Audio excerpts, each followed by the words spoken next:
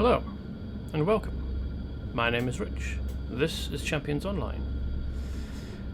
I've given the spiel about what it is every time I've streamed, so I think I shall take the risk of leaving it off this time. I apologise for the late start. I will be playing for the full 3 hours, probably a bit more, rather than stopping at 11. Mismanaged my time a little bit today. Also, game needed to update when I opened the launcher. Not something I could have planned for. That ate up some time. Auction house, auction lot sold. Cool. So, I discovered on Wednesday that there was yet more amphibian missions to take. So we'll be doing those now. I'm not sure where to go after this. I also discovered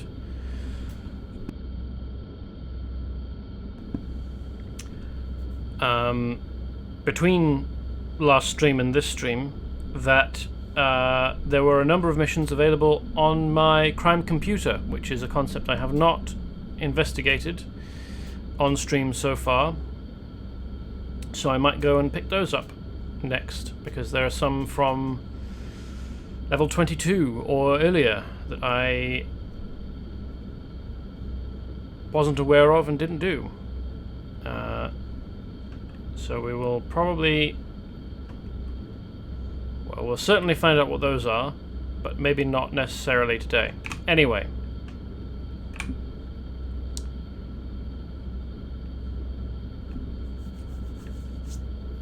It's an interesting neck piece he's got there. I don't recognise it.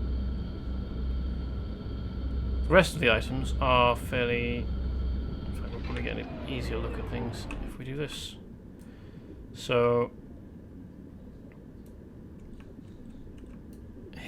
these fins on the gloves and boots are actually not attached to the gloves or the boots. They're separate items that have been added in a different, I guess, menu. This is probably a subliger, because you can't... you can have this shape on a set of... oh, hello. My dragon's just chilling out there. You can have this shape on a pair of pants, but you can't have another pattern along with it. So this will probably be patterned top and bottoms with the snake pattern, it looks like. Yeah, that's not monster pattern. And then the gloves, boots, and trunks are separate, along with the belt and the neck item. It's probably a neck item. It probably isn't a chest item. Anyway, what I'm saying is I could probably build something very similar to this. Might not get the colours perfectly, except for the neck that I, as I said, don't recognise. And as such, it's not going to be in my collection of costume pieces. Anyway, we really ought to have a handle on the Lemurian Civil War, but there are simply too dang many of these aquatic enemies to contend with. If you could thin their ranks a bit, that might give us the advantage we need to turn this war around. Defeat 150 Lemurians in Caligenia Steppes. I don't think I'm going to do that, because I have done it before. I suspect. I think I've probably done it before. Even if I haven't, not particularly interested, because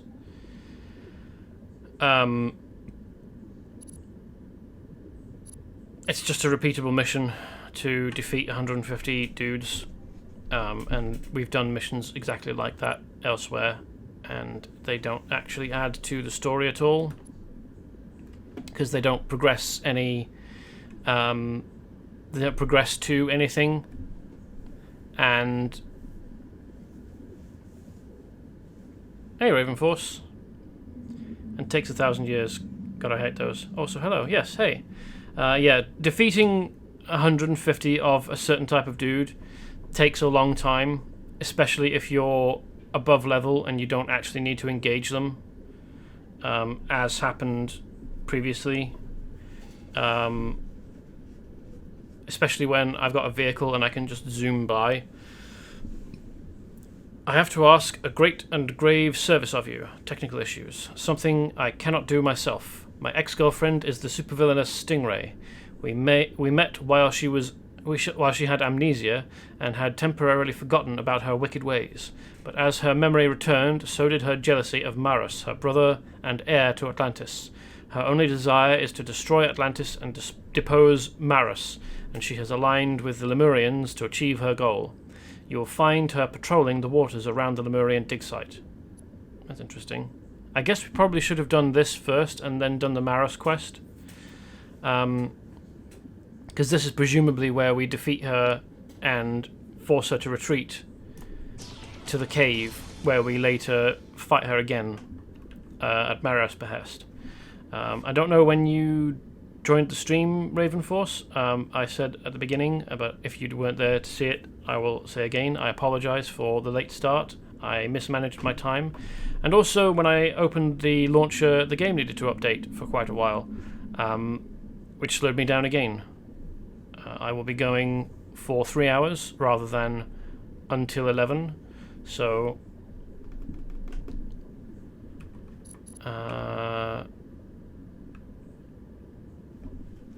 that might inconvenience other watchers who are expecting to have a limit on, or well, expecting me to end at a certain time, which, yeah, it's better if I start on time, basically, and I acknowledge that. Anyway, I think we might have a way to slow those dreadful Karkaradon creatures.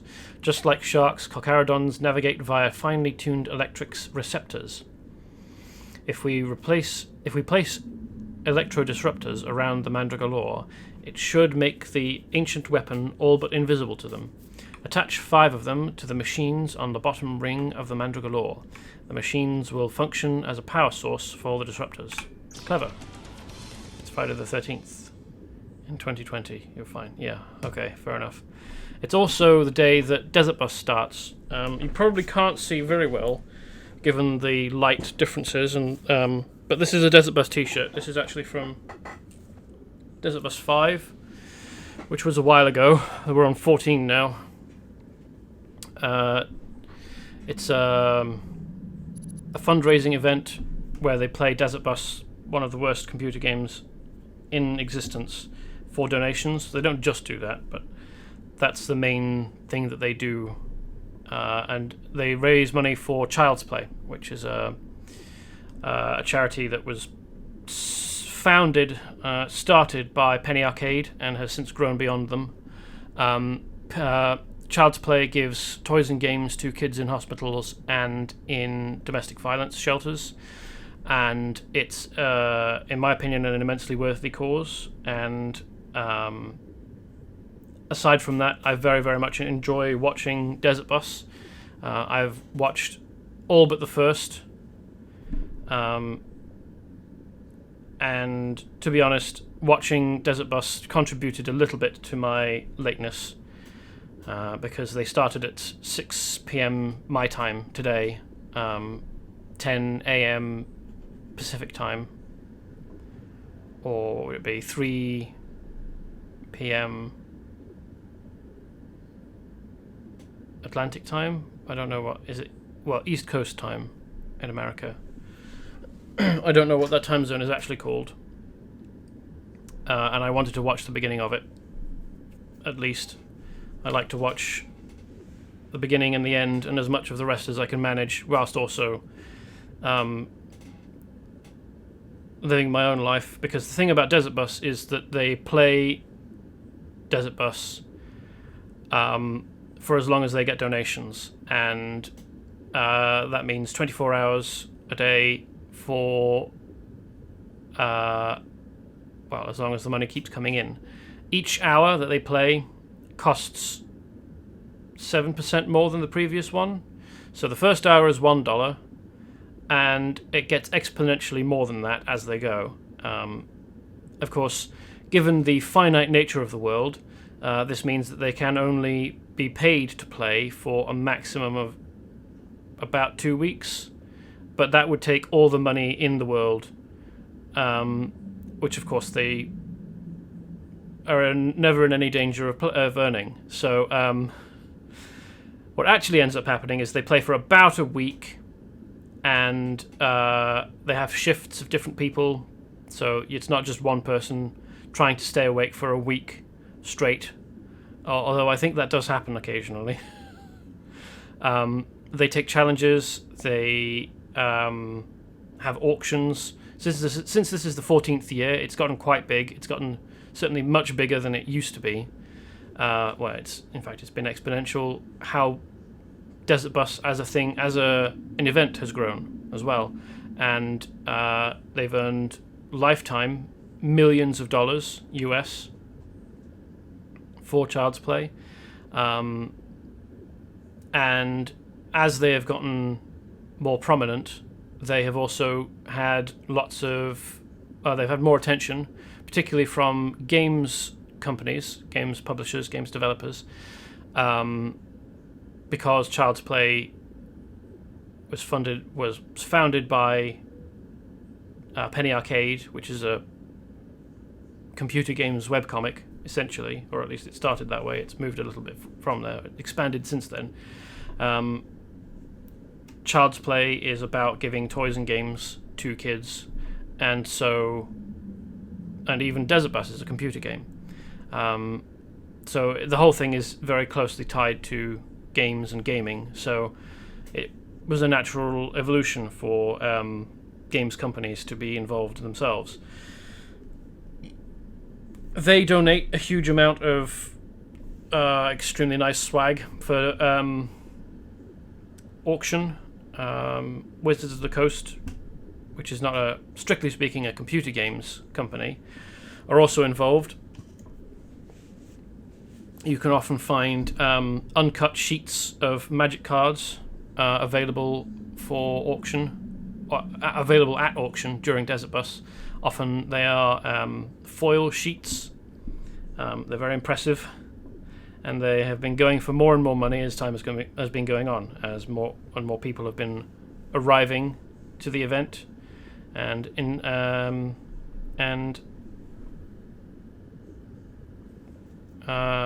what's the word? Not contributing.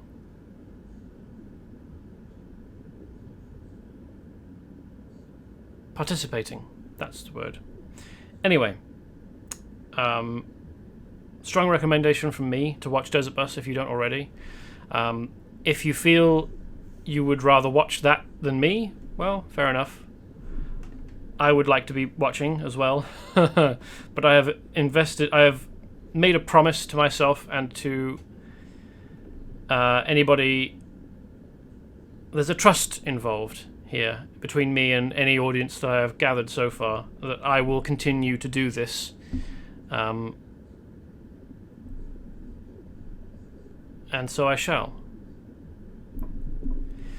And to put word into action,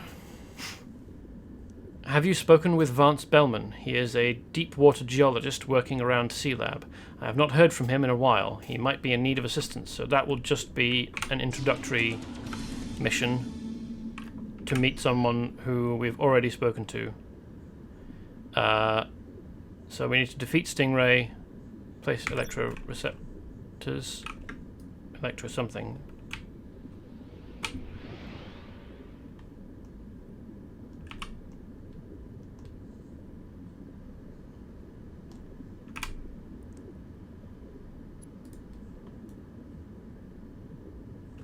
Why am I going so slowly? It's definitely lower speed than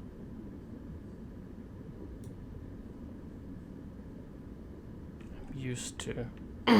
Oh well. Anyway, we seem to have sped up a bit now. What is the lowest ring? Do you suppose? Is it down here? Is it above me? I mean, the arrow is pointing above, but this is a 3D environment, so I mean, that doesn't really... Okay, it probably is above. Alright. Oh, is this the lowest ring? Way up, yes, okay. It's just the whole thing is built on a sort of... Well, there's circles within the structure everywhere. Oh, hello. Actually, let's switch to hybrid mode so we can do more damage. Not expecting to need to tank the whole thing at this point.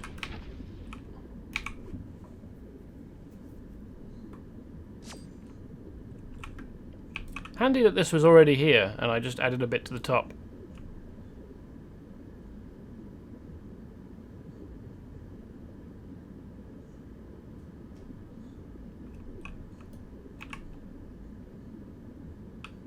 I wonder if I can do this without drawing their attention. That would make things much easier. Seems as though I've been successful so far.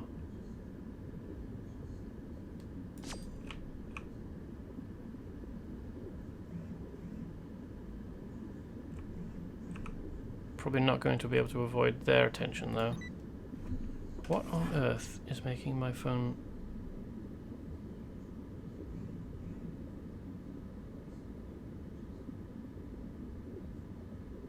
Okay, whatever.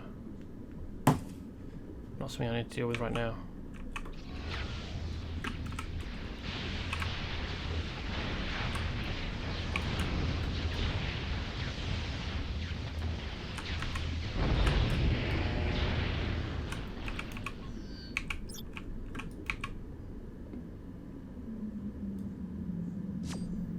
There we go.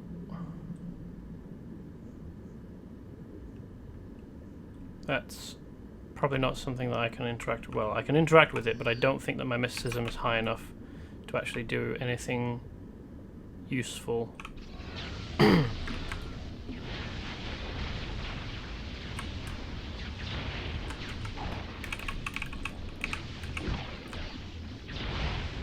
It's weird how some of them don't have any fins, and some of them have fins on the backs of their heads, and some of them have fins on their backs.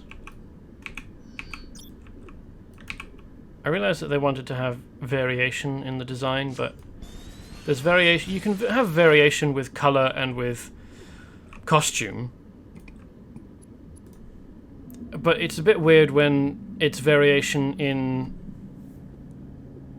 you know, displaying physical, biological differences. I feel like being in a different costume. Let's go with this.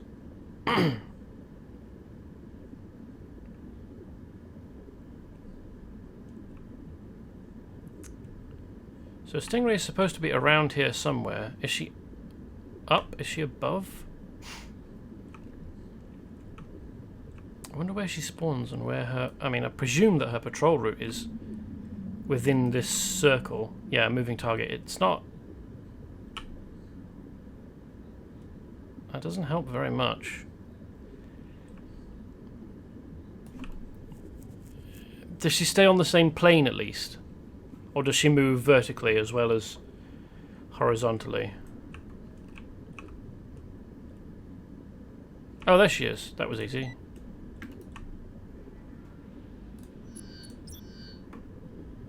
I think we've probably already read this before.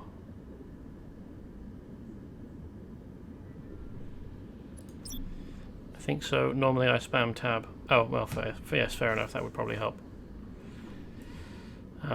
But we found her, so no need to worry on that count.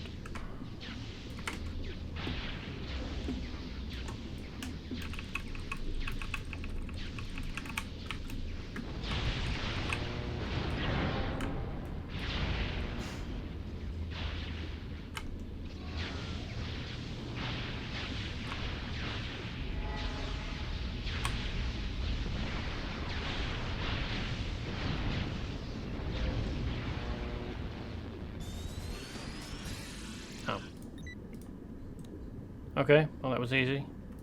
Haha, that's all you've got? I'll see you in the abyss, she says, running away. Because she can't deal with me. And that is a bit out of order, in that it is not in the correct chronological order, but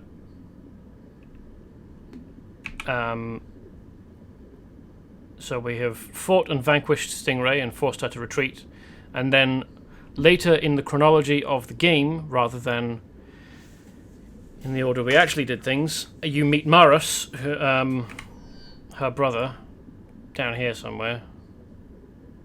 Over here, who asks you to go and defeat her more soundly, and then you go find her in a cave around here somewhere, and beat her up again. Superb work. The Karkaradons will have a difficult time finding the Mandragora, and a more difficult time still if they attempt to enter it. Well, we clearly didn't slow them down that much. Because they actually are in the Mandragora when we get there later in the chronology of the game, but obviously we did that on Wednesday. Yes, Stingray always was a cagey one. It does not surprise me she was able to escape. However, if you spend enough time in Lemuria, your paths are sure to cross again. Which was the... Okay, that's the... Defeat 150. Blinded by Science. Now, this is almost the same name as a previous mission, except that one was PSI, and had to do with Psi, the psychic organization in Millenuim City. But it's interesting that they repeated the name almost so closely. It's also the name of a song, Blinded by Science, by Thomas Dolby. It's a song from the 80s, but still enjoyable, for me at least.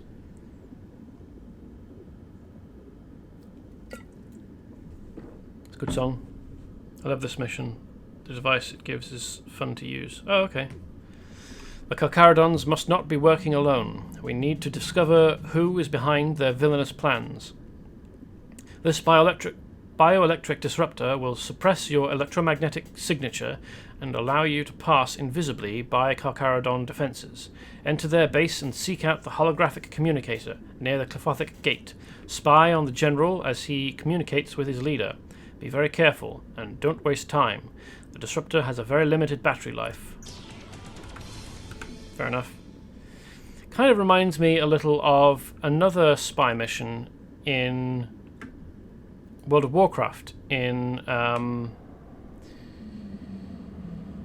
Outland. I don't remember the name of the zone, but you have to hide and listen in on a conversation between demons in a demon fortress, and the disguise is a box. And right at the end of the conversation, the person who's physically there asks, "So what's in this box? Is it a delivery?" And the person that they're talking to says, "I don't know. It's nothing to do with me." Fortunately, they leave you alone and leave instead of trying to open the box, because that, if you were doing it at the correct level, would be a very tough fight. Impossible for some classes, possible but slow for others.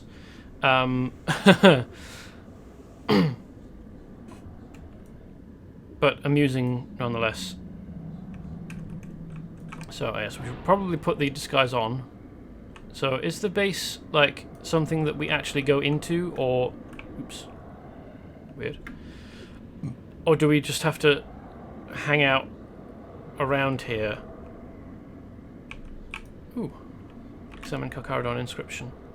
We are the true servants of Shadow. We have felt the might of the Master and seen the Multifaria fall by his hand. He is... Oh. Well, that'll be in...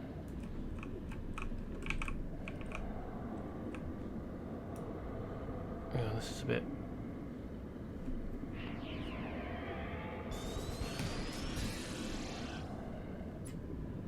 Okay, so I was reading this stone before this started happening, and I'll read that as well.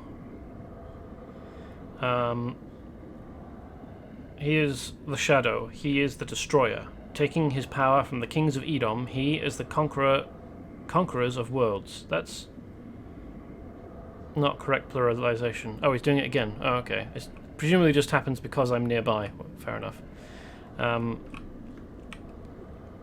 He is the conqueror of worlds, and the worlds beyond worlds. Rejoice, my Karkaradon brothers, for we have been chosen as his vehicles of destruction.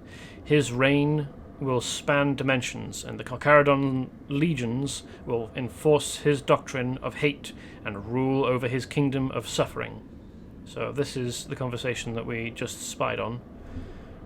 This is funny to hear, knowing what this mission calls for. Shadow the Edgehog. If you fail me, creature, your suffering will be terrible. That's Lord Shadow Lord. And in Great White, this Mandragora contraption will be a powerful weapon to add to our master's arsenal. While the humans are squabbling against the Lemurians, we are free to take control of the Mandragora, Shadow Lord. I expect nothing more than complete success, slave or else. Karkaradon General. I pity the fool who dares to cross Dr. Destroyer. Great White. I'm hungry. Some of these costumed fools might make a tasty snack. Anything less than total obedience to you would be suicide, my master. Do not fail me, Karkaradon. The Mandragora must be mine. The Lemurian superweapon will be mine, and you will kill anyone who says otherwise. Is there more? Was I getting bits of conversation from someone else? Have I missed bits? That would be awkward. The Lemurians are no threat to us, nor are those interfering superheroes. Take control of the Mandragora and let me worry about bringing it to the Multifaria. If you fail me, creature, your suffering will be terrible.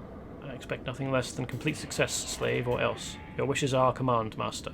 The Karkaradon legions are at your service.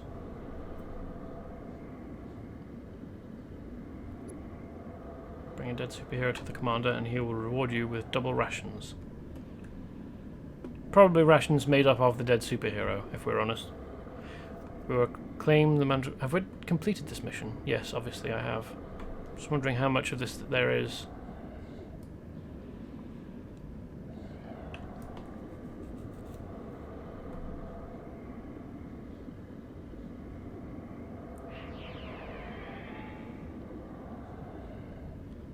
The Lemurian superweapon will be mine, and you will kill anyone who says otherwise. Kill the super fools who dare to get in your way. Do it in the name... Oops, hello. Shh. I'm not here. You didn't see anything.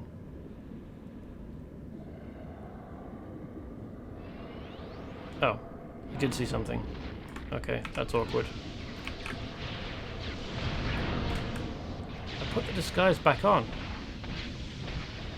Maybe the batteries ran out or something. Anyway... It should be obvious that he's not going to be doing anything useful for Dr. Destroyer because we've just beat the shit out of him. And indeed, last time, on Wednesday, we preemptively disabled the Mandragora so that he wouldn't even have been able to claim it in the name of his leader in the first place.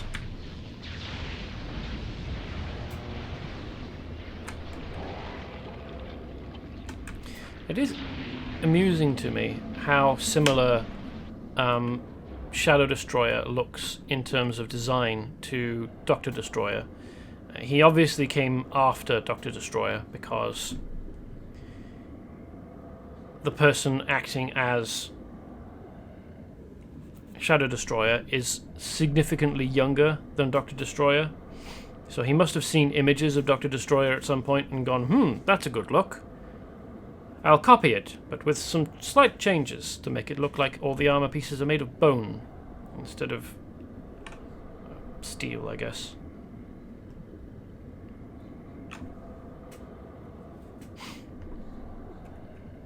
Kill the super fools who dare get in your way. Do it in the name of Destroyer. Your wish is our command, Master. The Karkaradon legions are at your service. Keep your wits about you. We're not alone here. I can sense it. We will claim the Mandragora in your name, O Great Destroyer. Well, yeah. Turns out that didn't happen. And so I suppose his suffering will be unimaginable, or whatever descriptor Shadow Lord decided to use at the time.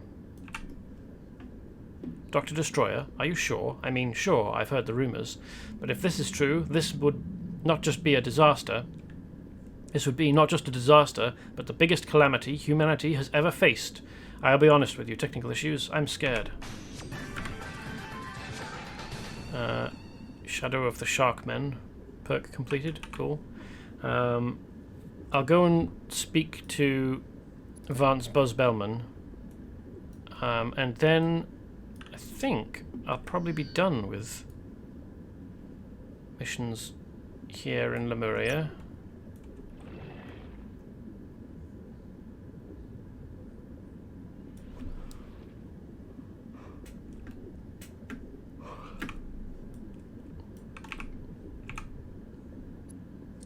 Amphibian sent you? Excellent. I'm in need of your assistance. And yeah, there we go. That was just introducing me to him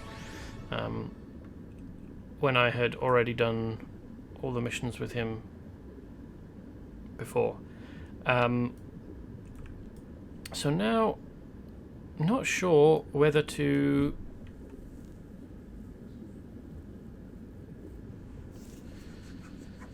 go to the Southwest Desert or look at my clan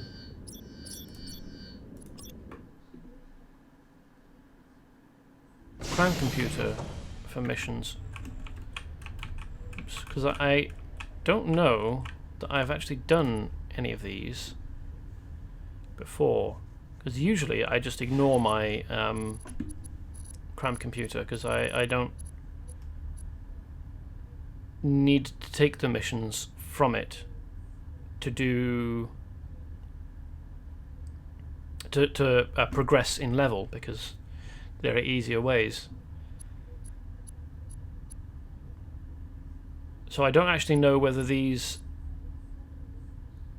will lead to longer missions. I don't know where they take place, or rather longer sequences of missions, really. They're in an odd order.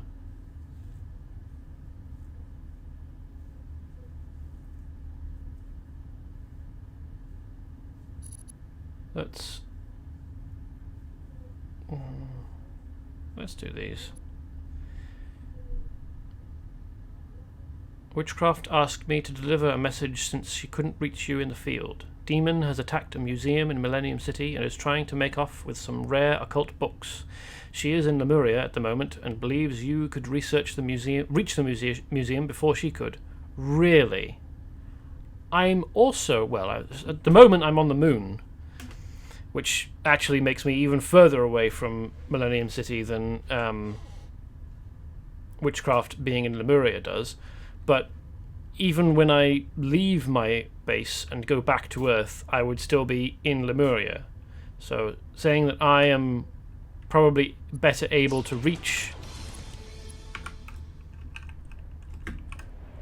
the museum than Witchcraft just suggests to me that Witchcraft is lazy and can't be bothered, or has awful travel powers.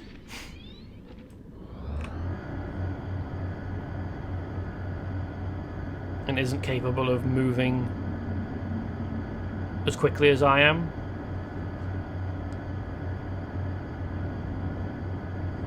All of the above.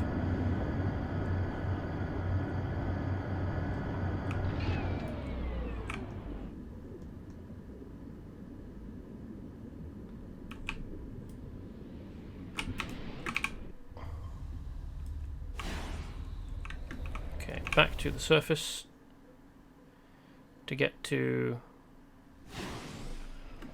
the jet to go to Millenuim City.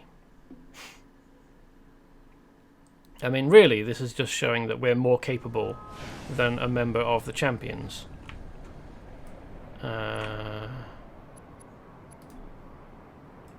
Collect books. Oh, it's not far.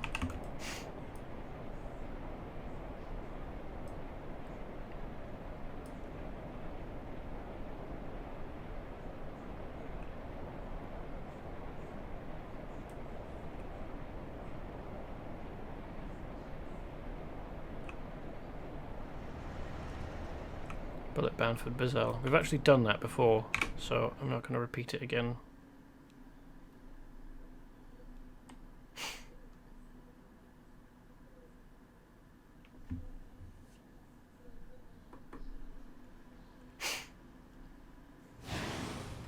A collection of books on display here at the museum recently flared with magical energy. No one's been able to figure out what happened, but Demon heard about it and is here to steal the tomes. Get the books out of there before Demon makes off with them. And presumably also beat the shit out of any demon chaps that we happen to encounter along the way.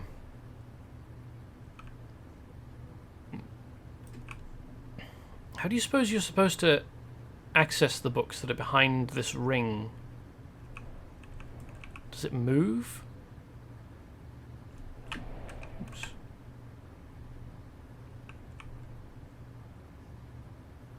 Yes, it moves. This is oh, maybe it doesn't. It looks as though it's fastened. I thought, going by this, that this could, like, you know, rotate around. But it also looks as though this is solid and fixed in place. Weird. Do these move, do you suppose? To help you find things that you're looking for? Like, you search and they move around to locate on the shelves the thing that you have asked for. Weird. Anyway. It's a very grand building. It doesn't strike me as being like a museum, though. Well, this room does. Oh, these guys are going to have such a bad day. I'm 18 levels above them. Practitioners of the black arts and devotees of dark magic, Demon is the largest and most dangerous occult organization in the world. Demon is a secret society with a rigid hierarchy whose ultimate goal is to free the dread kings of Edom. So, Demon's leader, the diabolical Luther Black, has ascended to one of the Edomic thrones. What? Hold on. Oh, can, not has. Okay. Demon is a secret society with a rigid hierarchy. It's not very secret, is it, if we know all about it? And they're acting awfully openly and in full costume regalia.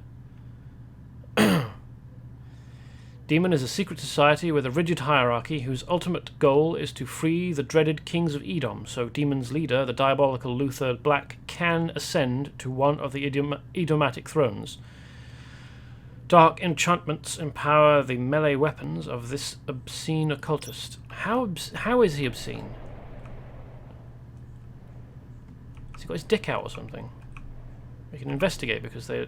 Oh, no, they will engage.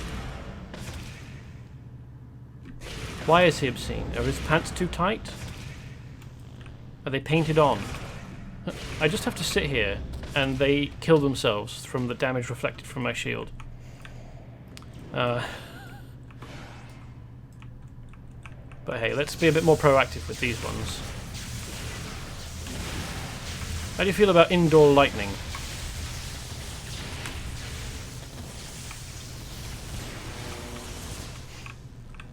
So this is one of the books that we're after, or that they were after.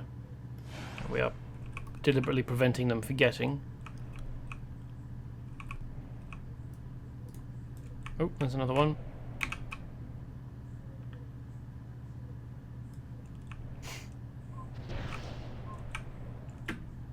This is an ominous statue, isn't it?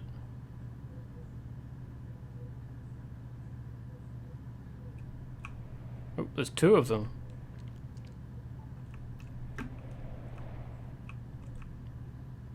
Is it just me, or is the display here rather unfocused? Unless all of these objects are supposed to be from the same...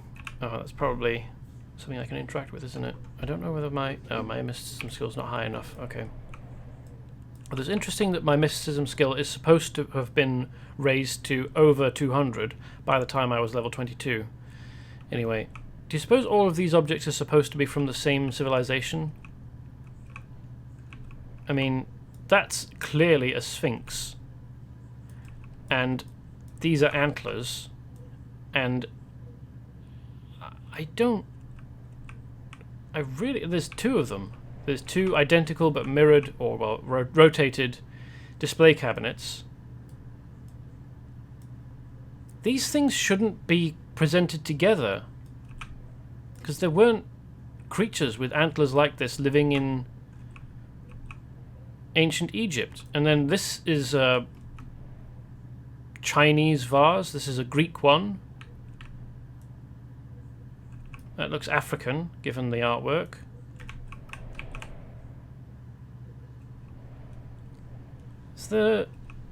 Okay, no, I know what a Watsonian explanation for this is. It's that being a museum creator is almost as dangerous and prone to kidnap as, well, perhaps not kidnap, but certainly, well, probably death, actually. I mean, if anyone was working here when those demon chaps arrived, they probably got killed. So... people working at museums who are trained in... Wow, that was a very bright glare, wasn't it? I wonder why. People working at museums who are trained to put together displays and, you know, theming and stuff, they might actually, unfortunately, get killed fairly regularly. And so actual senior members of the museum who can organize displays might be fairly few and far between, especially in Millenuim City, which is an incredibly high density. You would think that they'd be after this as well, because this is clearly magical. It's glowing purple. Anyway, it might be the case that Millenuim City is suffering a dearth of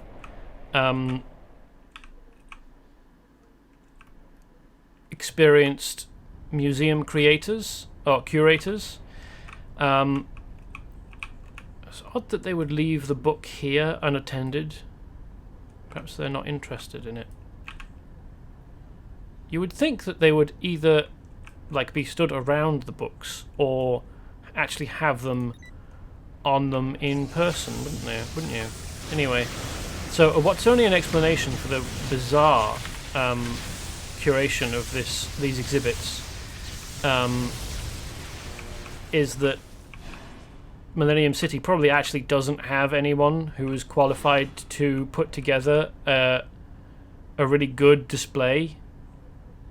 Why is this cabinet empty except for a black crystal of some kind? And I suppose it's double-sided, and it looks Mayan rather than... I was about to say it looked a bit like a sarcophagus, because in shape and with a face up here it looks a bit like it, but no, this is double-sided, and it's definitely got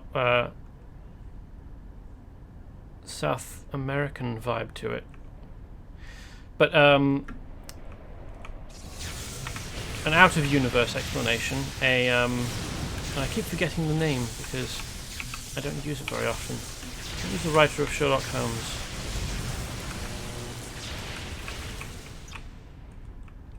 Doyle, that's the one, Doyleist. A Doyleist explanation would be that the people who were creating the missions who worked for Cryptic don't actually know anything about putting together exhibits for museums, which is not a great excuse. I mean, it can't have been difficult to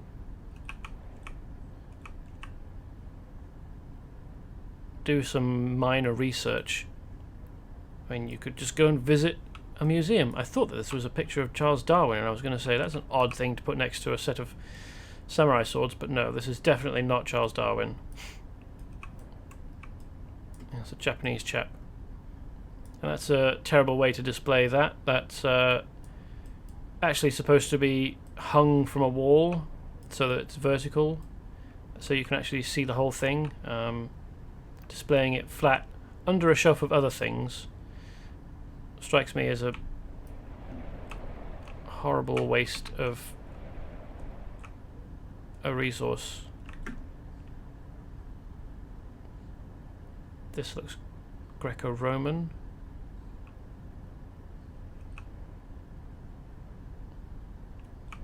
This looks like a model village of an African temple complex, maybe?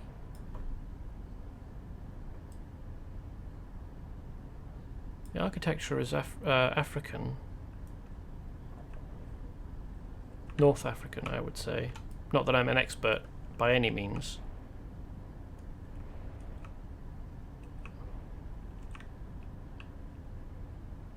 So bizarrely unfocused. I mean, I realised that they would have to have created these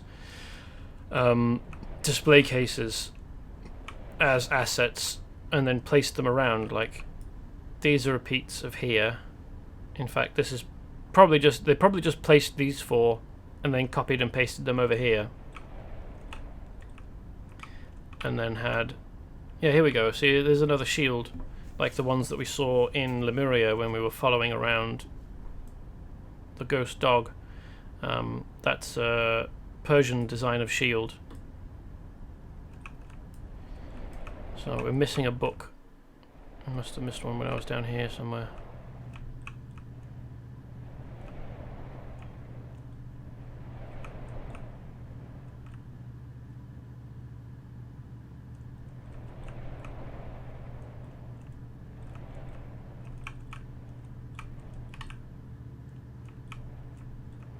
So I realised that they were probably limited in... was there one in the first room and I missed it?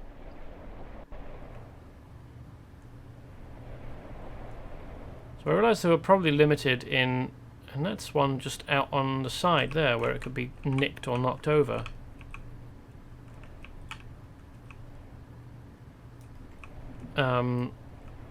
They had to constrain the assets that they created for the game, and they couldn't just create a perfect replica of a series of artifacts. Like creating all of these and creating the, like, shaping them and giving them the correct textures to look like this, and then arranging them in these cases would all have been immensely time consuming, and fair enough. You had to spend a lot of time doing that. But you could have created a series of display cabinets that were all themed similarly, like... what are these? These are a series of 3 stilettos, a design of knife that wasn't invented until the Renaissance, and this huge ankh and this sphinx are very clearly ancient Egyptian, and the bones and the antler are presumably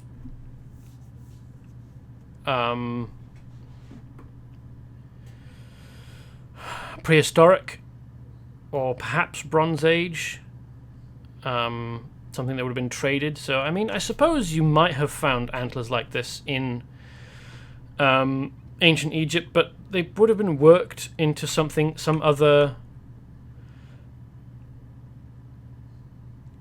you know, object, some art object. Or perhaps they might have been used... Was antler used in recurve bows?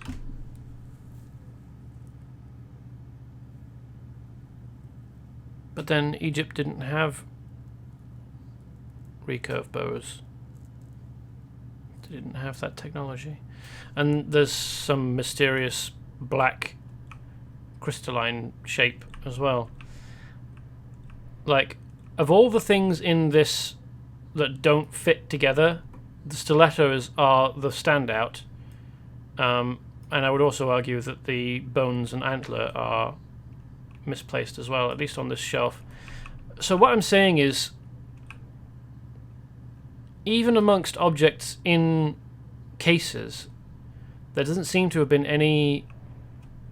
Like, just because it's a vase doesn't mean you put it with any other vase that you happen to have access to. Like, that is not a good display tactic, because they're from completely different cultures and times.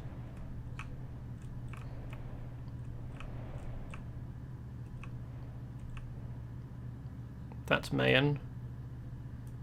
Don't know what this is. It's a bit difficult to tell. That's, well, that's a skull on it. That could be Celtic knotwork. That could be a Mjolnir symbol, Hammer of Thor. But it probably isn't. No, it looks humanoid, doesn't it? There's arms, legs, feet, head.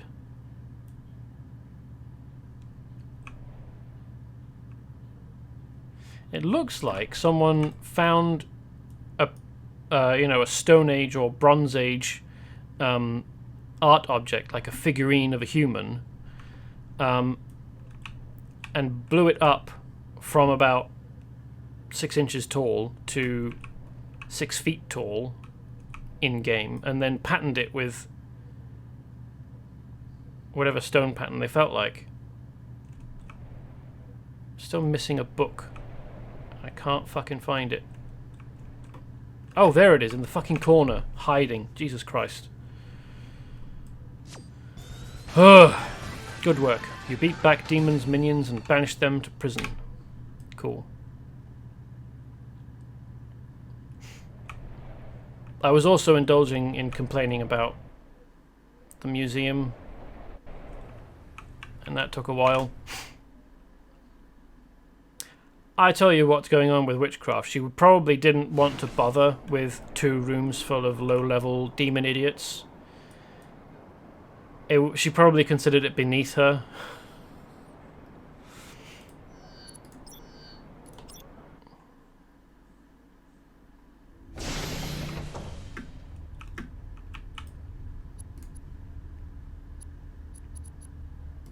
Runaways.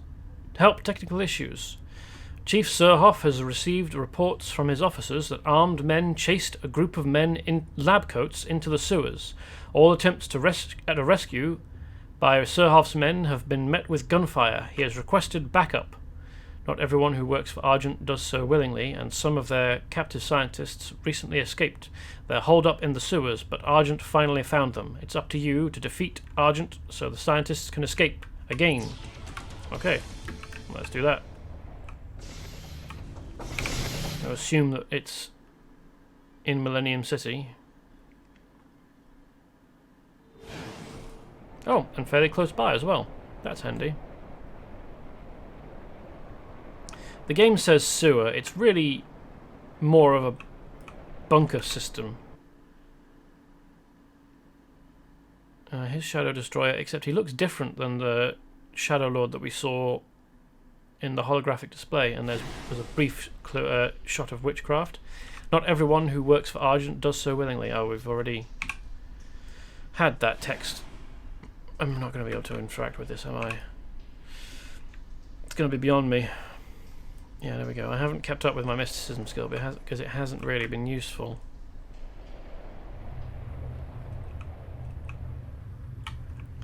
Yeah, I've spoken before about the sewer system in the game and about how this just doesn't look like a sewer system to me because it's not cramped enough. And I realise that there is a long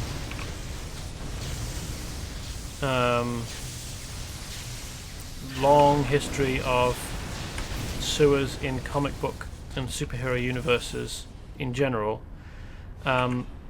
being way more spacious than they have any right to be, and to a certain extent that makes sense. Like, you have to have action scenes in.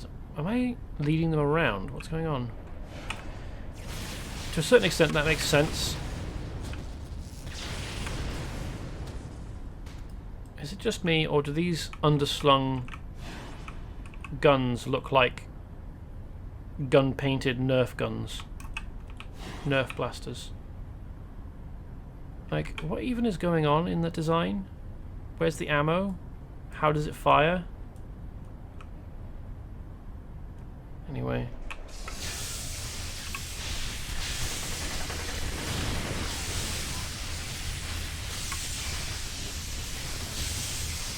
Oh, those scientists disappeared again. Or disappeared now, I suppose. So yes, there's a certain... I can allow a certain amount of space in sewers, especially also because this is a game and you can't really expect people to play in spaces that are this size or even this size for extended periods, because especially with the camera it would just be obnoxious. But that doesn't mean that you have to have absolutely gigantic caverns like this. Yeah, what exactly is going on with this weapon? Like, how does it function? What does it shoot?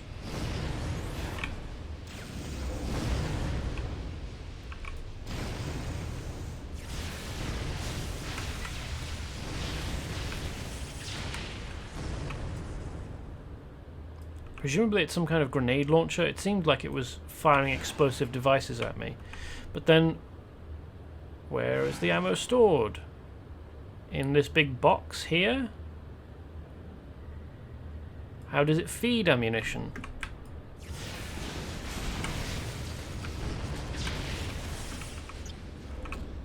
The grenades don't seem to be terribly powerful.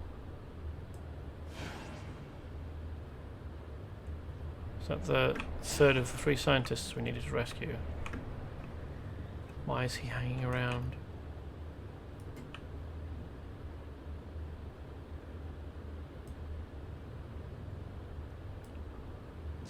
You have to wait for him to fucking get his act together and climb down off of this pile of detritus before the mission will complete. Cool, yeah, that's good. Good work. You defeated Argent's forces and turned them over to the police. Okie dokie.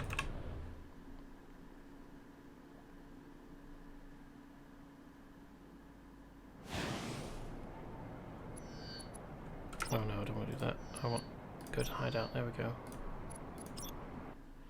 I suppose I might as well pick up all of them at once.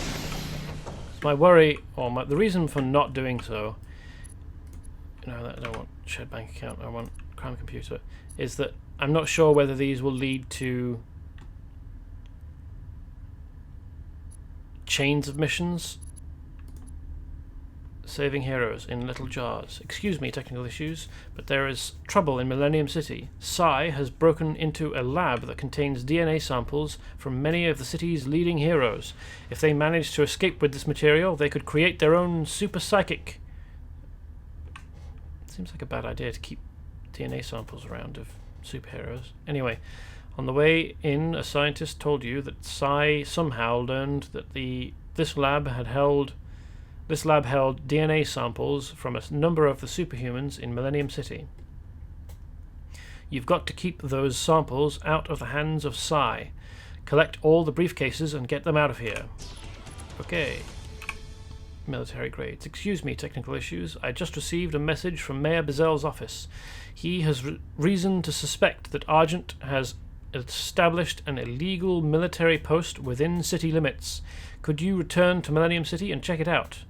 Argent is after military-grade weapons and armor again. Teach them all a lesson and pack them off to jail. Demonic research. I'm glad I found you. Technical issues. Demon has taken over a military research facility in Millenuim City, and it is rumored that one of the inner circle members is present there. It appears the demon learned of the top secret research going on at this base and has sent an inner circle member to get it. Stop the inner circle member. Okie dokie. Hide and seek with robots.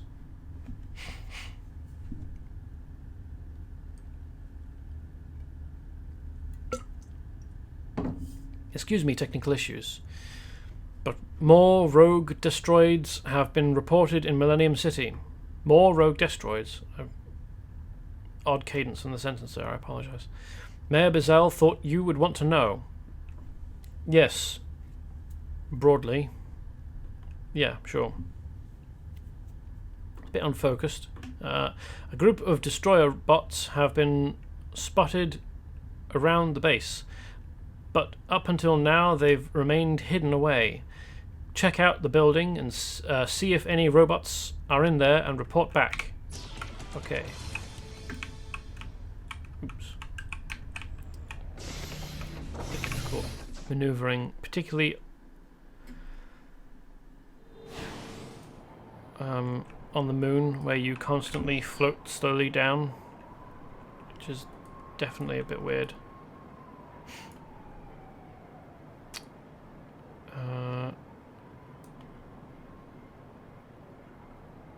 Saving heroes in little jars, demonic research, and hide and seek with robots. Okay, let's go to this one first.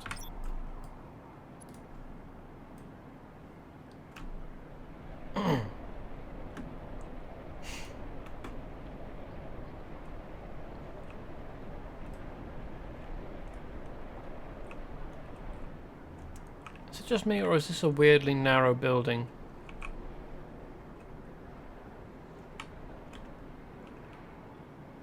Like, there can't be much living space in there, can there? Especially if you've got to consider the addition of a stairwell, or, well, it's probably not got a lift, has it? Because there isn't anything on the roof that would house lift machinery, so it'll be a stairwell, and probably focused around here. So you've got a stairwell going around and round here, because you would... you might have it up against windows, so you've got light in the stairwell. It might be against one of the walls here. But do you suppose that each of these would be a separate living space? Or the whole thing would be one, like, is each floor an individual flat? Or apartment? Anyway. It just seems awfully narrow.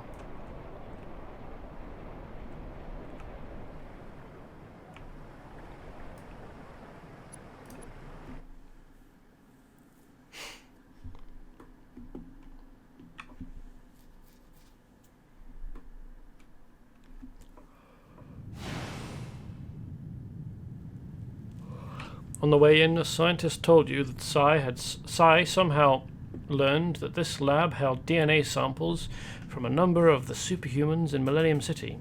You've got to keep those samples out of the hands of Psi, collect all the briefcases and get them out of here. When were these samples collected? By whom? For what purpose? Why is the exit of the mission in the same room as the entrance?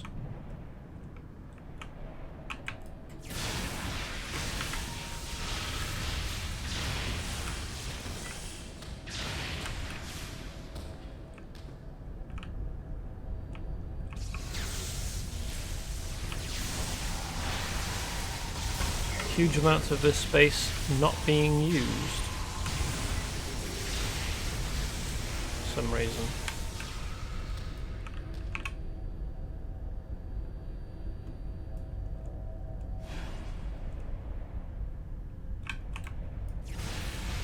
Like, it's not like these spaces are supposed to be functional or anything. This is obviously just supposed to be an enormous storage space, but it's got practically nothing in it. Although having said that, look at the size of these boxes. How did they get in through the doors? Oh, there's one right next to the door there. Cool. How were these fabricated once they were inside? I mean, these would fit, the barrels, the gas canisters, so on. Even, well, that's a long one, isn't it? But this is a smaller storage crate that would probably fit through here. But these definitely do not.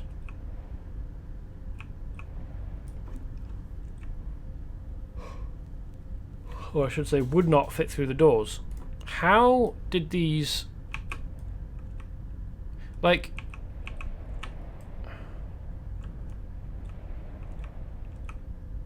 the dimensions of the sides are such that you wouldn't have been able to get them flat packed through the door. I mean, maybe individually and then sideways.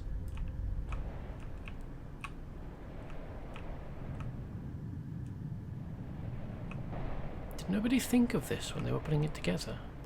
Okay, so this is actually a lab. This makes sense.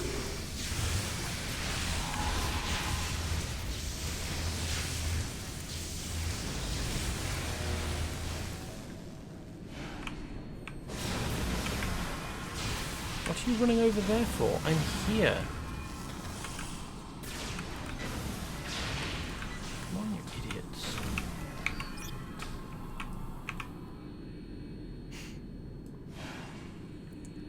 So before I was distracted by the incongruity of the size of these storage containers and the smallness of the doors, I was wondering who collected these DNA samples?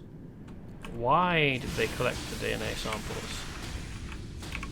When were they collected? Do you have to register as a hero to be a hero in this? I mean, that makes a certain amount of sense. It's always been odd to me that heroes would have such leeway. Like, heroing is a pretty inherently destructive job, and I'm still short one briefcase, and I bet it'll be fucking hidden away in a corner right like, oh no, not here. Maybe behind a screen or something. Something really helpful and sensible. Like, there should definitely be more accountability for superheroes than we generally tend to see.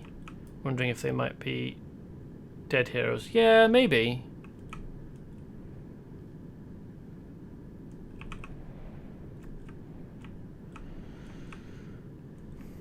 But still, you're dealing with...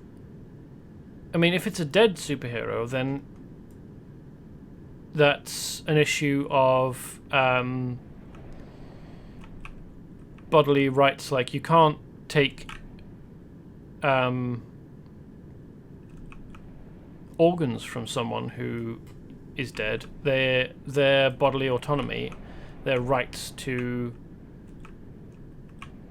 their person not being taken, any part of their person being taken even after death, are protected legally. Like, you're not allowed to do that. So I don't know why DNA samples would be different.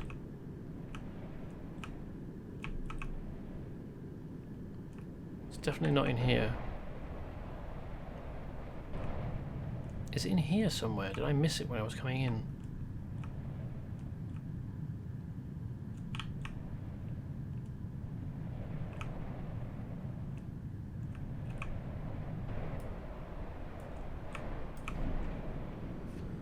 Law-wise, you'd benefit from being registered ASPRA, American Superhero and Paranormal Registration Act hero, but I think it isn't as enforced. Okay, so there is in-universe ASPRA for registering superheroes, but it's not necessarily enforced. Okay, well, if superheroes have to be registered to are encouraged to register to superhero, that makes sense. And hold on a minute, I came from this room. I was confused by the fact that my idiot dragon was hovering about, and I thought that I had lost it on the doorway through. Anyway, so it makes sense that you would need to provide a DNA sample if you register. So fair enough. These are probably officially collected DNA samples by the ASPRA.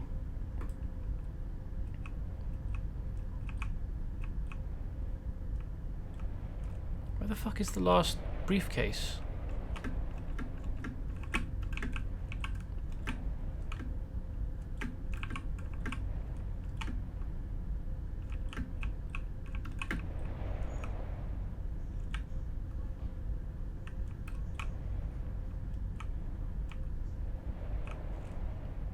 It's not in one of the corridors, is it?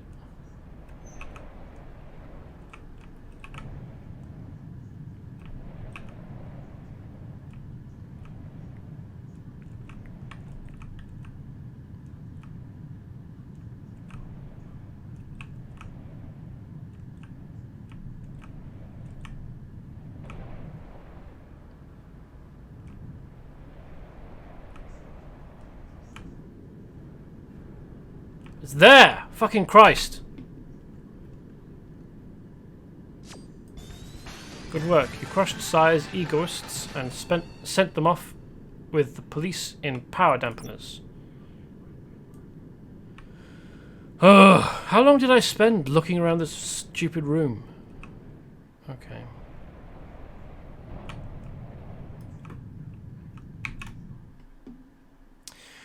In DCUO, I've played it again recently after a long period of absence from it. In DCUO, mission objectives have an audible, like, auditory cue that gets louder as you grow nearer to them, and I fucking wish that something like that was in this game.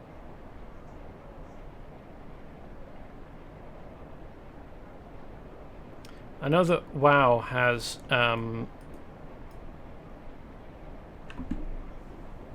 in one of the more recent expansions, I don't think it was maybe it was Legion. It definitely wasn't. It was already in place by Battle for Azeroth. I think it was in place for Legion, so that would mean, oh, maybe it was introduced just before Legion. So it might have been a Warlords of Draenor thing. But mission objectives, or quest objectives rather, for World of Warcraft, because it's quests, not missions.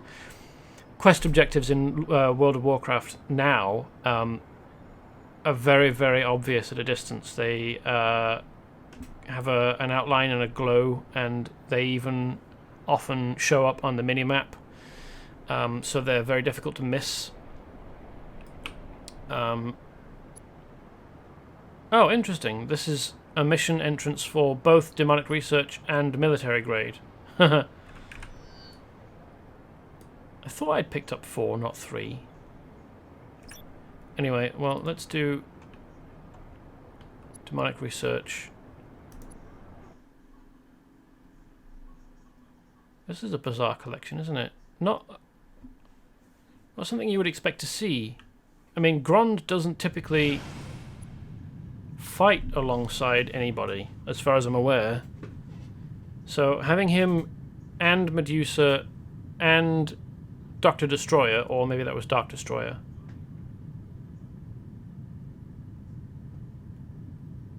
all teamed up together seems deeply odd to me. It appears that Demon learned of the top secret research going on at this base and has sent an Inner Circle member to get it. Stop the Inner Circle member.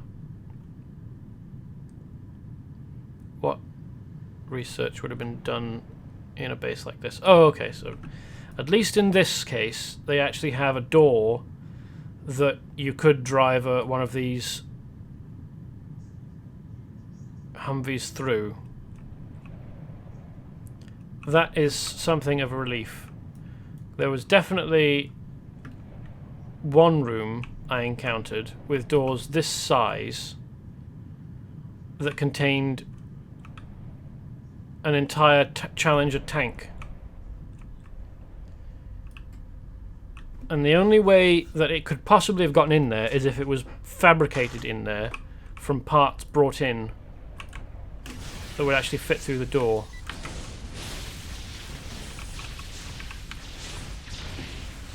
Or, I suppose, if the tank was there first and they built the room around it, which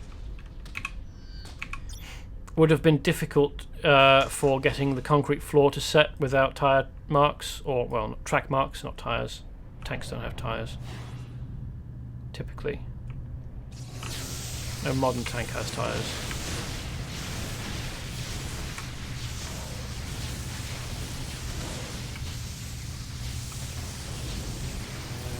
Are demons like this either fire or ice based?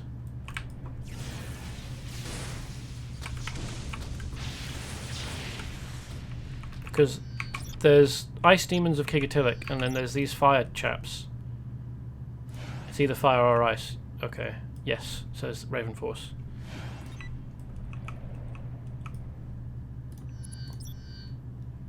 Practitioners of the black arts and devotees of dark magic. Demon is the large... Okay, we've already read that.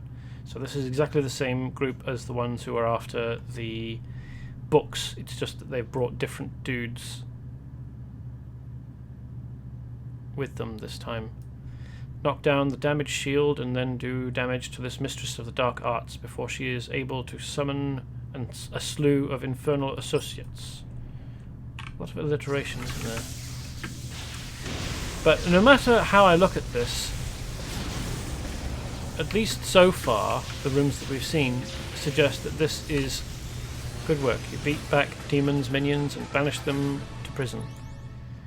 This looks like a storage facility, not a research facility. Unless what they're researching is better storage techniques. Which maybe Demon are desperately in need of, I don't know. Maybe Demon are suffering from a horrible clutter and they need help keeping things organized. And as such, yeah, look, there's nothing that you would conduct research on or with in here, is there? It's just a storage depot.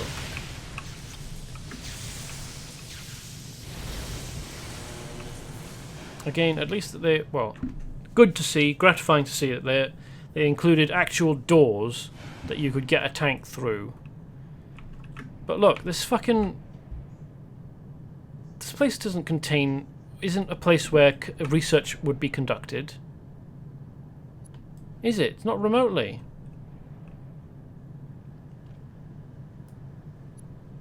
And the text is, it appears that Demon learned of the top secret research going on at this base. It's not like the research is being stored here. It is being conducted here. 2 doors in the wall.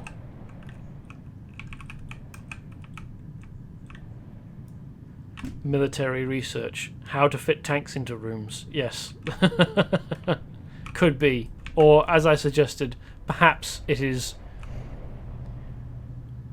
how to store things in a physical space. Perhaps what Demon were trying to learn is if you have a lot of space and then you leave gaps around everything, it is partially easier to find objects that you are looking for than if you, for example, leave everything in a pile in the middle of a room, like a dragon's hoard. Like you're some kind of fucking goblin.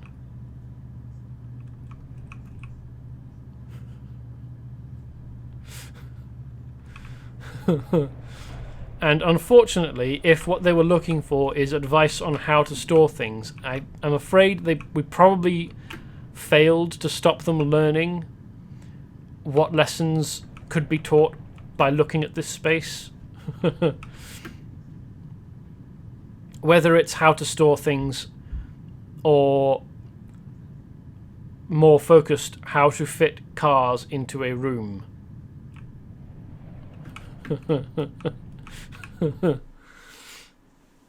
Like, sorry, probably weren't able to stop them from using their fucking eyes.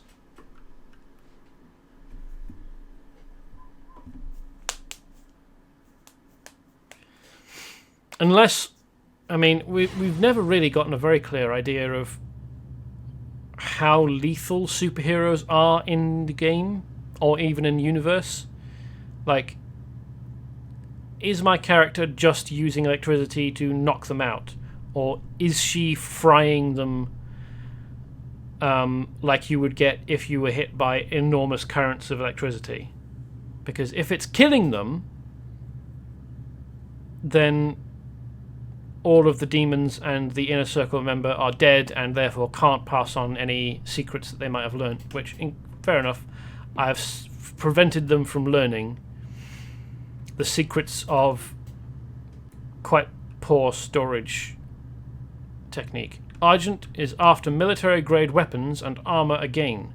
Teach them all a lesson and pack them off to jail. So, the first room we've encountered is a massive bunk room. Okay. There could be military-grade, I don't know, toothbrush kits and soap bars in these lockers and private boxes, I suppose. Okay, there's missiles here. That's military grade tech. That's fair enough. That's definitely something we don't want Argent to get a hold of. It's never really clear, IMO. I think it is up to players. Text seems to suggest we defeat them. Yeah, and there's also the fact that certainly supervillains who lead gangs do turn up again, like Kevin Poe and Frank Zaretti and all of those. Like, we defeat them when we take them on in Millenuim City in the early days of our career, and then we see them again alive and well in the prison. And it even says at the end of the Death Dragon, well, at the end of the Ark of Westside, where you defeat the Death Dragon, that they are alive and are taken back into custody, despite the fact that I had always assumed that the Death Dragon absorbs their life force in order to manifest himself into the world.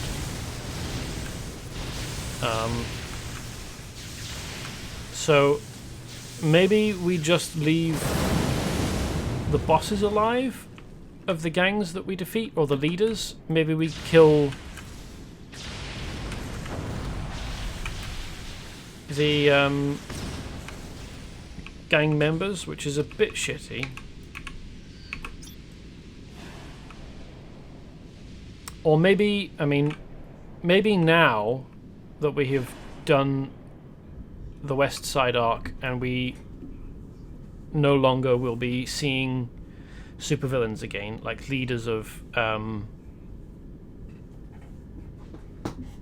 no, but again, like with Stingray and other occasions, that we're told that they were taken into custody, packed off to prison, not collected by the coroners. It seems as though the game is suggesting we are more merciful.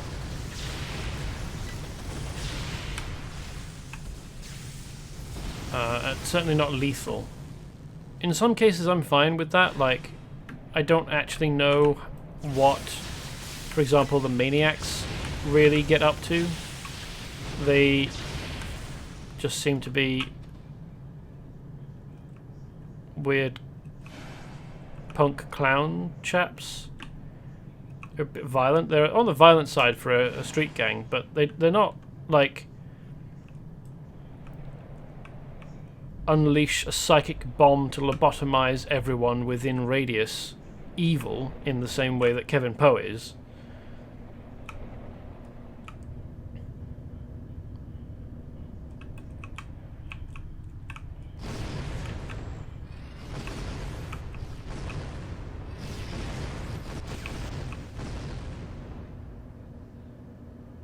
Kevin Poe, I will be quite happy to electrocute to death.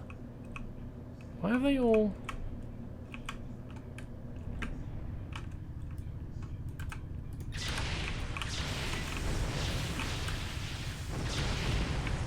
Even mercenary chaps like this, I would be quite happy to... Because, I mean, Argent get up to quite a lot of awful shit.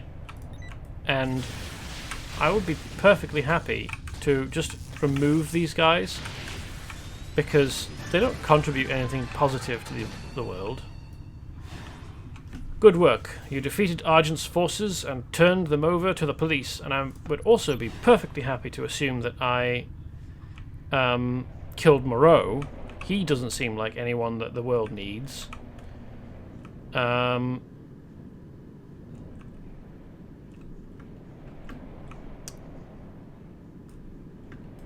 But the game doesn't really seem to be giving me the option to even headcanon or roleplay that.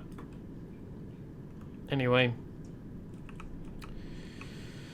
So in this case, it seems as though Argent picked the right base if they were looking for military-grade weapons and armor to steal. Certainly weapons, although I suppose you could probably... I don't know what they were after in this room. This is a room full of technology. And I suppose you could probably make the argument that inside some of these crates, probably not the ones marked with crosses that suggest healing, you know, medical supplies, but certainly inside other crates like these, probably does contain body armor.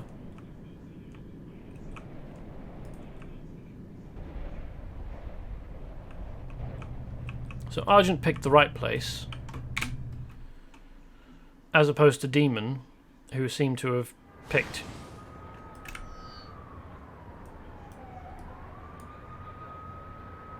a storage compartment.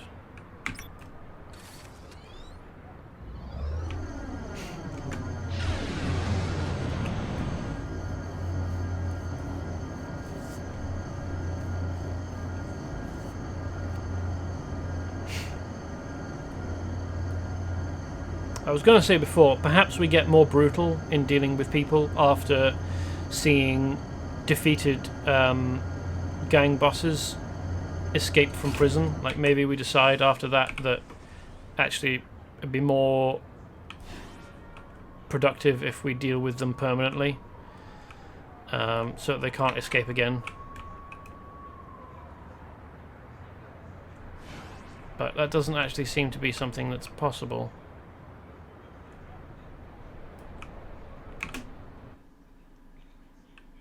Because even at level 22, when these missions are level 22 that we're doing now, even at level 22, people that we defeat are being carted off to prison.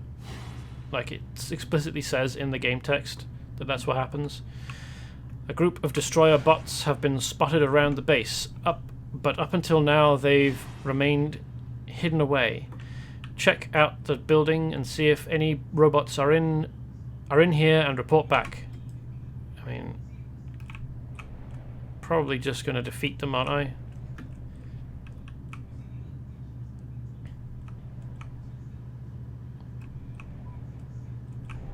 Hold on a minute. How would they... Up until now they've remained hidden, but they've what? Come out of hiding? And therefore been spotted? Or...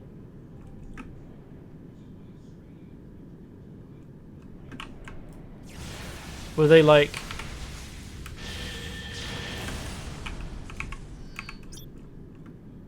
were the destroyer bots like standing in between these concrete struts with their hands over their faces, like, you can't see me, haha, I'm hiding, Shh, don't tell anyone.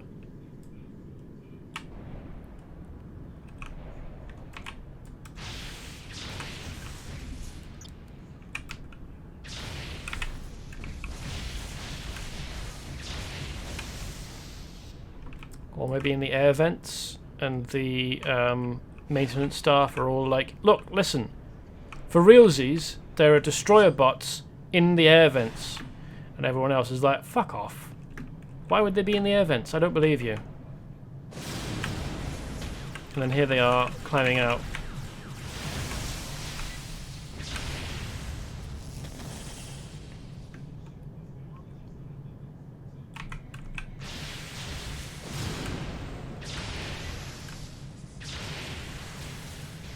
Showing themselves.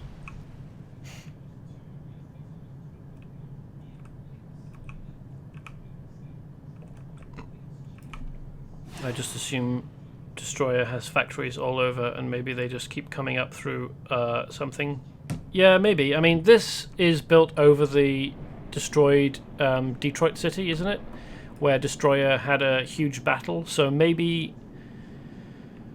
I mean, maybe they're in, like, storage capsules under the city, and because people dig under the city for constructing these bases, they get found, or like the destroyer bots are like 3 levels under the city, and then the military bases are 2 levels under, and the sewers, I guess, are 1 level under, probably. Maybe that's different way around. Anyway, and by digging down into the city, under the city, to create these installations, they get closer to the storage like compartments that the destroyer bots were left in after the Battle of Detroit.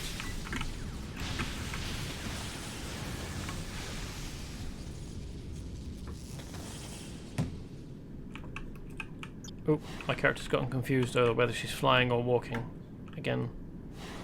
This always amuses me, especially because it's a walk animation, not a run animation. So it's like brrrr.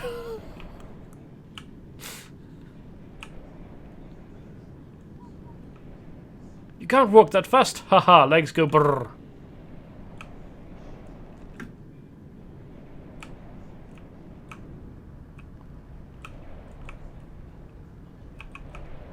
It's interesting that the gate changes when you go sideways rather than forwards. You're like jogging sideways, but walking quite stiffly forwards. You can achieve that with a command. Oh, okay. Good work. You destroyed Destroyer's robots and made the world a safer place. Well, not yet, I haven't.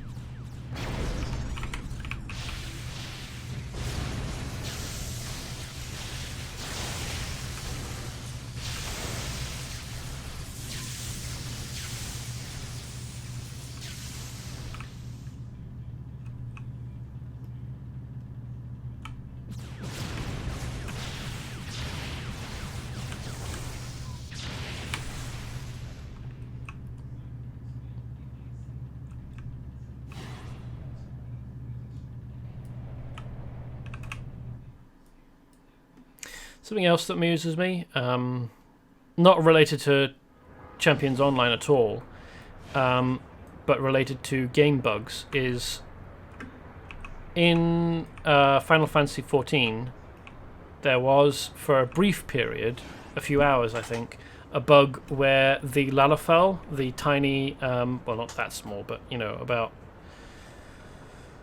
2.5, 3 feet tall chaps, there was a bug where I don't remember exactly how you got it to work, but the upper body could get frozen in a pose, and you could run around with the upper body posed, and the lower body would be, you know, walking or like sitting down or whatever. And there's a video on YouTube which shows this off. I think it's called Average Lalafell Day. And it's got a piece of violin music over it, or maybe the cellos or something, violas, string instruments with some singing in an Eastern European language. I'm not familiar. Perhaps Polish, something like that.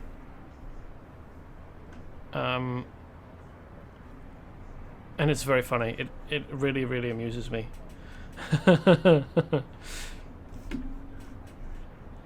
So, right, let's go back to the moon base and pick up the next levels up in mission. Size samples solid. Technical issues. Mayor Bizel has a need for your particular brand of subtlety in Millenuim City. Yes, I'm very subtle. I almost said peculiar, and that would probably actually be more appropriate.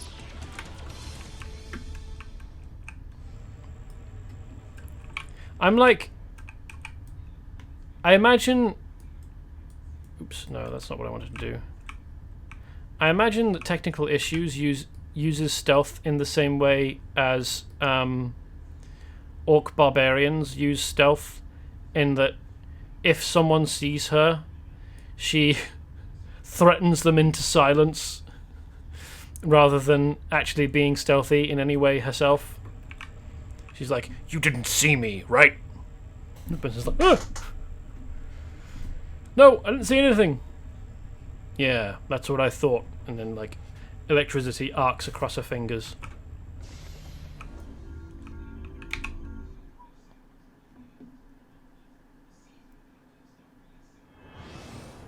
So where's this taking me?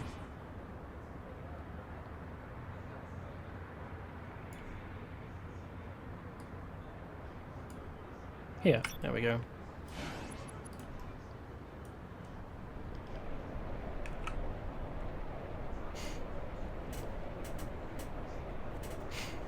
So what's the command I can use to make the character walk whilst flying? Is it, no.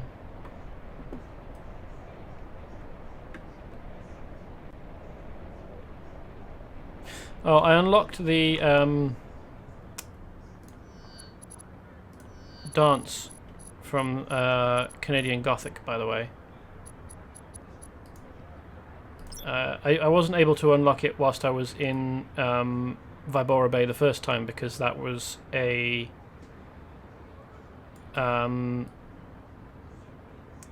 different instance of Vibora Bay and not the full version. So the person was there in the club, but he obviously wasn't capable of giving me this emote. I went there with a different character. And got the emote from him. You can use it to keep VFX on you, but this will go away once you activate power. Oh, okay. Well, it's not that big of a deal. Just... it amuses me when it happens. Command is movement reset. Oh, okay. Sai is after some biological samples that the escaping scientists say can be easily replicated. They don't need the samples back, just make sure you contaminate the samples Sai already has. That will make them useless if they actually manage to get away with them. Find the pod and contaminate them. Okie dokie.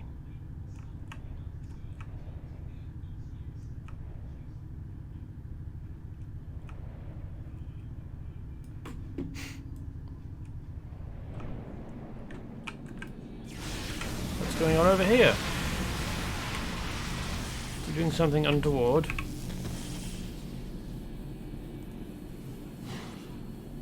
Contamination complete. What do you suppose I'm doing to contaminate them? Spitting in them?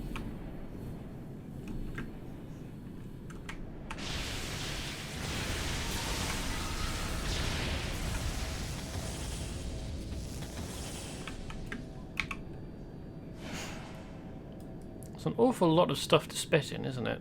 I mean, if I'm imagining this to be full of petri dishes or test tubes or something. Like maybe the samples are larger than that, but I'd probably run out of saliva. Maybe that's what the vending machines here are for. In fact, it would probably just be easier to grab, I don't know, Coke or Fanta or something out of these, and just pour it into all of the biological samples that I find and I'm trying to contaminate or destroy.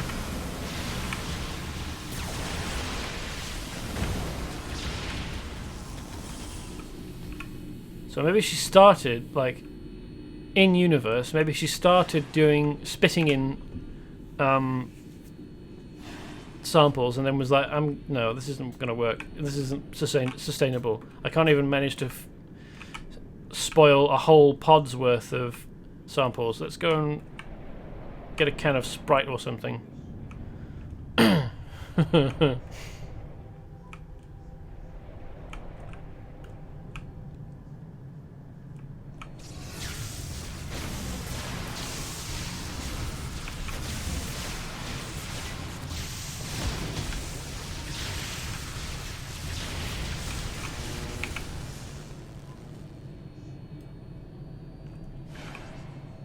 Or maybe she's using these biohazard drums.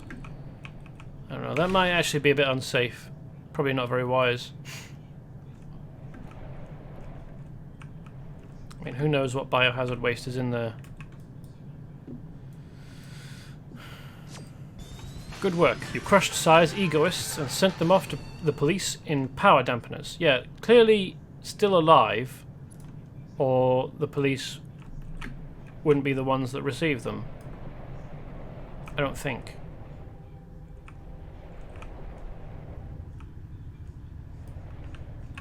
Anyway.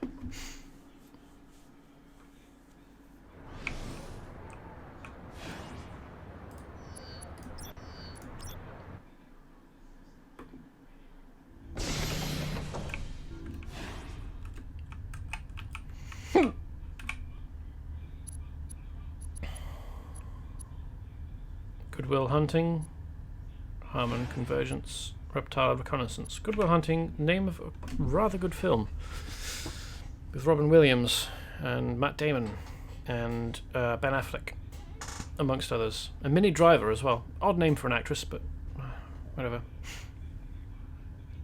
Another urgent situation has arisen.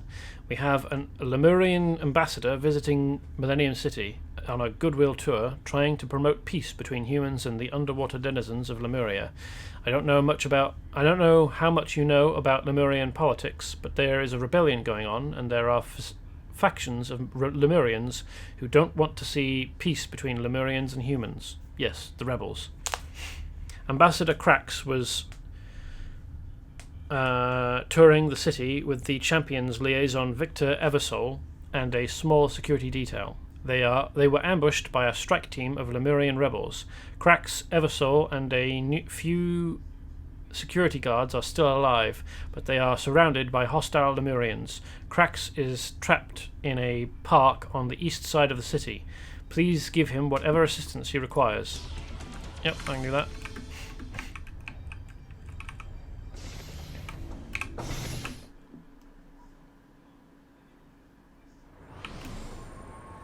And that was Talisman as well, wasn't it?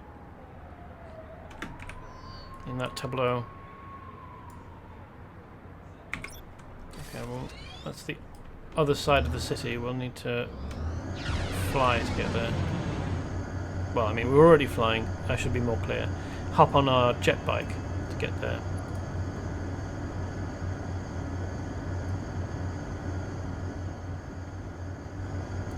Although, actually, because there were a bunch of missions at the same level, I think, and I forgot to pick the other ones up.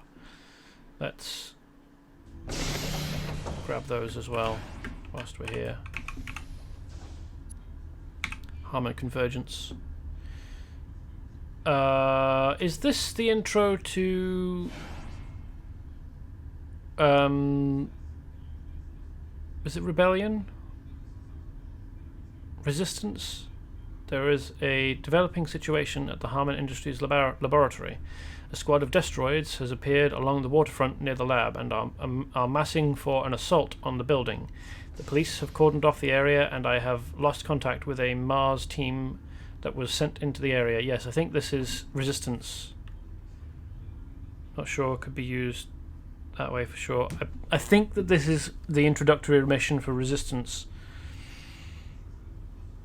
because I started it relatively recently and got partway through on my main until there was a bug with some enemies in one of the sewers, and I wasn't able to progress. Break up the attack by taking out the robots in charge. Keep an eye out for evidence of what happened to the Mars team. To reach Harman Industries, travel east along the waterfront to reach the labs. I don't...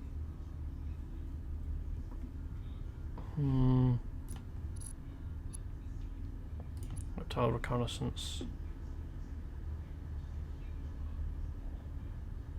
This won't be an intro to Serpent Lantern, will it? Because that you actually leave on a jet from inside the Until base 4. I have just intercepted a report of Viper soldiers operating openly in the downtown area. The caller stated that the agents were moving crates of equipment and documents out of a building and loading them into hover transports. They looked like they were in a hurry. We have been investigating rumors that there is a secret Viper nest in the area.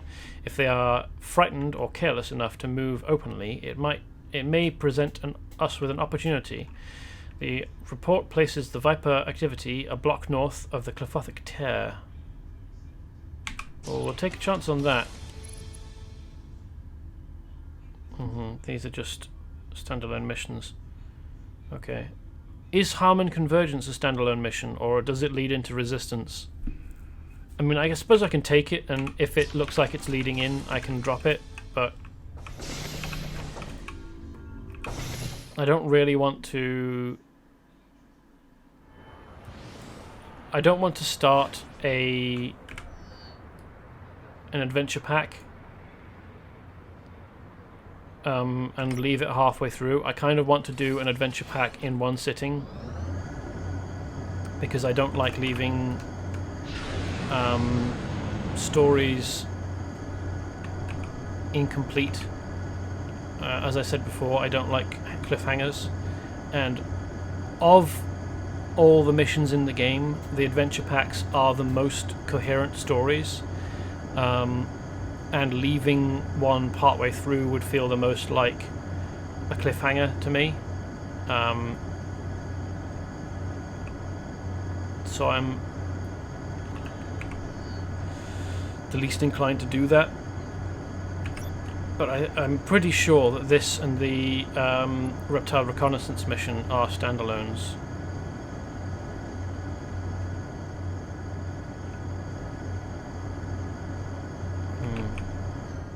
Weird building.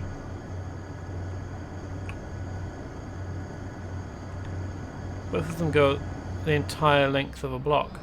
That's pretty unusual, right?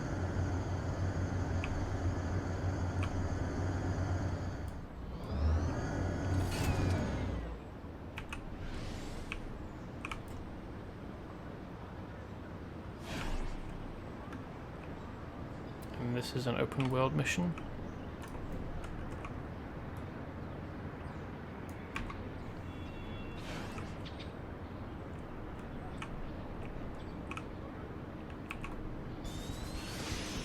The X-Style. Greetings, Land Dweller. Not all Lemurians want war with the human world. I believe we can live in peace. Peace-loving Lemurian on Millenuim City Goodwill Tour to try to promote understanding between the surface dwellers and the underwater world of the Lemurians. War on peace. Lemurian forces opposed to peace have trapped us in this plaza. We have repulsed one attack, but I am sure they will try again after they are reinforced. They will overwhelm us with sheer numbers once that happens. I am normally a being of peace, But in this situation, I believe your human saying, the best defense is a good offense, applies. We should try to whittle our opponent's numbers down before reinforcements arrive. Yep, sure. Ah yes, they have come reinforced with an egg.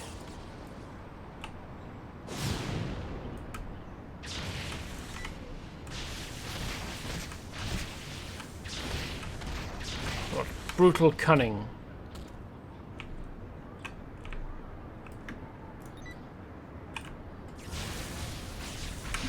I mean, even if I haven't killed anything else, I definitely killed the thing that was about to hatch from that egg. Because it didn't leave a body behind. I just splatted it. And as we've seen previously, those eggs can hatch given, I think it's like a half health bar's worth of damage.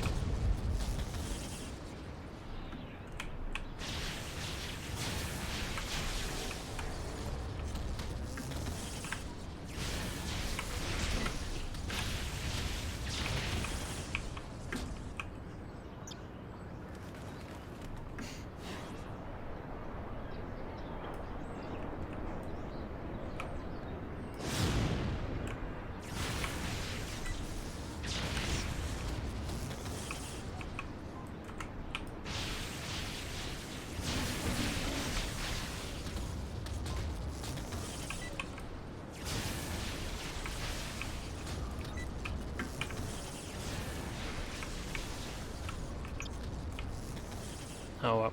Defend cracks in Eversoul. Okay. That's Eversoul. And these guys are troops. This one appears to be bearing a Kular rifle,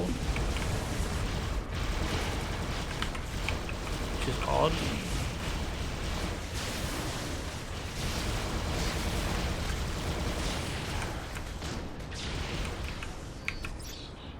Will these guys heal up? No. That's a shame. Probably should have been paying attention to the opponents that were approaching rather than the weird loadout that the guys had chosen. Yep, cool, just bunch up like that. Very helpful for me. Makes life easier. Oh god, I hope they're only approaching from one direction.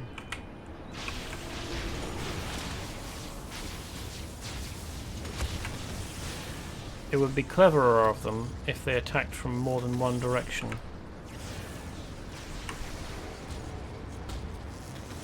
Then, I don't suppose anyone ever accused the rebel Lemurians of being clever.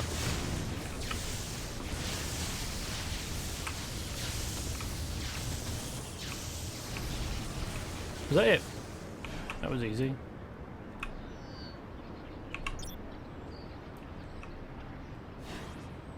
Oh well, not that I'm complaining. Okay,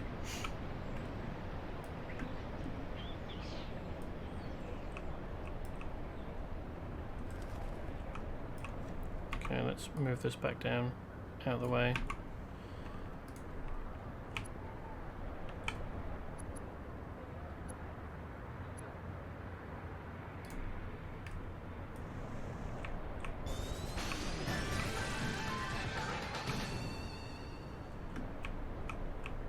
Wow, this is weird, isn't it?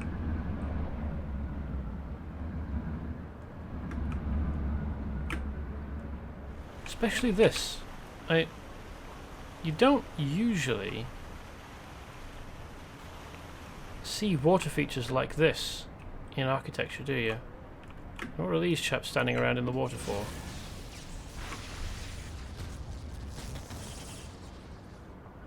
Law understairs. Cool. I'll go and check that out after I've picked up this. You have discovered that Viper agents are abandoning their hidden base in downtown Millenuim City. Viper has already transported some of their equipment and soldiers to their new base. Attach a tracking device to their transport vehicles to determine where this new base is located. Clever. Good idea. Or understairs and around where you are. Okay, I'll look around a bit more. Capturing the Viper nest leader will throw Viper into confusion, as well as providing a wealth of information about Viper's operations in Millenuim City. The nest leader is probably supervising the evacuation from inside the Viper nest. Okay, we'll go in there. But first...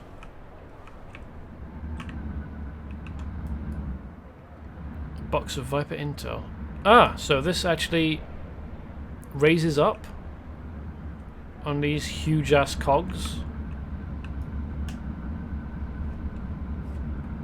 And a perk from touching the hand of the statue. Hee hee. Oh, okay, cool. Serpent General. Enclosed are the particulars for our arrangement with the geneticist known as Teleos. As per our arrangement, we will equip his soldiers with a predetermined number of Viper weapons and battleground equipment in exchange for a supply of cloned brains from Teleos Lab in the Stroessens Peak neighborhood of Canada. These brains will be invaluable for our experimental subjects in our clutch laboratories, as well as our flourishing Project Awakening program. We've already experienced great success with the mentalists we've produced in our program, and we foresee the higher quality experimental material will yield subsequent mentalists up to 225% more powerful than those we currently produce. Teleos personal guarantees... Teleos personal guarantees his supply... That should be personally. Teleos personally guarantees his supply of cloned brains will be nothing less than perfect. Should he be as good as his word, we recommend we renegotiate terms and provide Teleos with even deadlier weapons in exchange for an increased supply of cloned brains. Except we know that we've already foiled this, which presumably is something that we should have... We've probably done out of order. High five. Okay. Thank you for letting me know that that was there. See, these... Oh, maybe not these boots, but maybe... I was going to say, these look like armor pieces you can actually wear in the game, but actually... I don't know what any piece of these would be as a costume piece. I mean, maybe the hair, but even that is like, it's swishing clearly in the wind. So you mentioned there was more lore in the park, or one of the parks around here somewhere?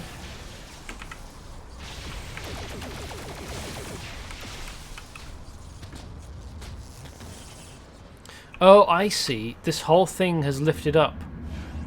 That's why this is flowing down into here. I thought this was odd for an entrance. Like, you didn't usually see stuff like that. And that's because it's a disguised entrance, so I wonder what the surface looks like. Oh, it's actually just a huge plaza. But then... Oh, is it supposed to be a huge lake or, you know, an artificial reservoir? Does this water flow into something contained by these lips around the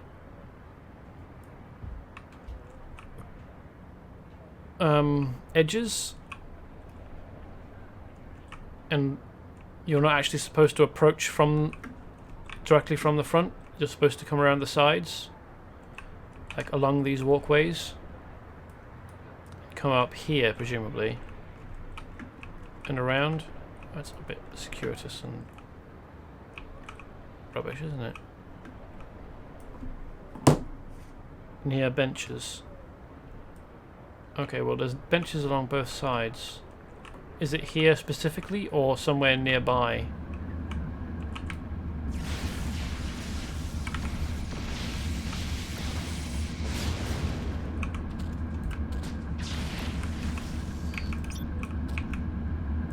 Near the entrance above it. Okay. Thank you. Well, that was the Apparently I'm only supposed to plant one tracking device.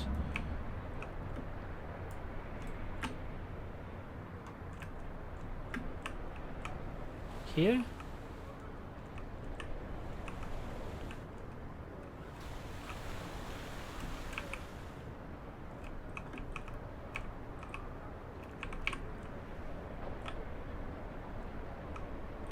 Ooh, there's a demon hanging out next to a box. Or on top of the building.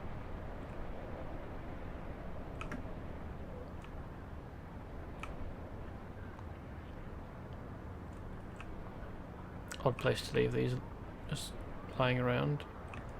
It doesn't look as though there's a roof access up here near Brickbusters.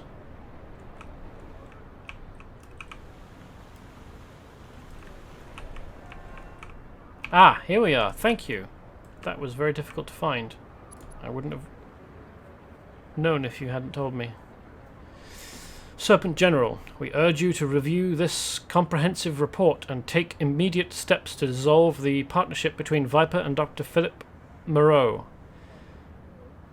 Or that should actually be Philippe Moreau. Of all our scientific researchers, Moreau is a renegade among renegades. Yes, we've had exactly that language before, haven't we? Ignoring all orders to research Omicron technology, Dr. Moreau persists with his ghastly experimentation, intermingling human and animal DNA to create increasingly grotesque manimal abominations. Oh, there was a... You can see the dust imprints from an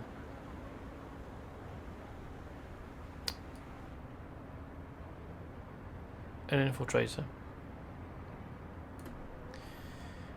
We question the veracity of Moreau's assertion that our many missing Viper agents on Monster Island have died in wild teleosaur attacks, and present in our report a theory that Moreau is in fact double-crossing Viper using our agents, oh there he is, for his macabre research.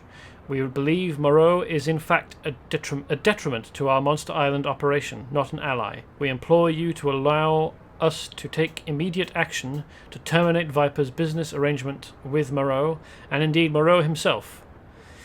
At the least, we strongly suggest that Dr. Moreau be demoguarded as a means of keeping him under control. Well,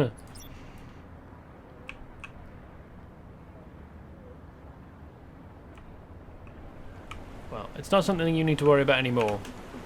We've defeated him. Although I suppose in the chronology of the game and the order of things that the game assumes that you have done the order in which the game assumes you have done things, we probably haven't defeated Moreau yet.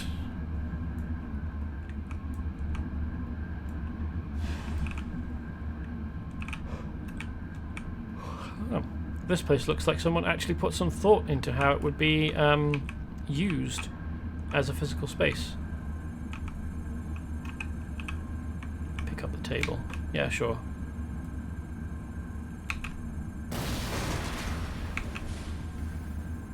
They had two tables in the same place.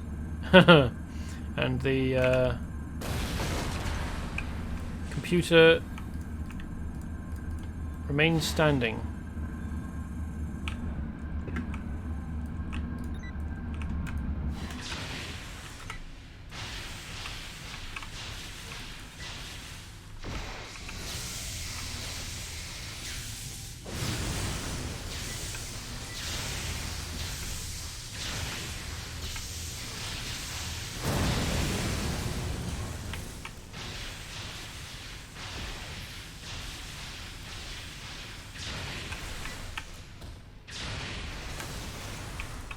I just like destroying Viper infrastructure because in universe that's severely, well not severely, but it's every time you do it it's an inconvenience to them. It costs them money.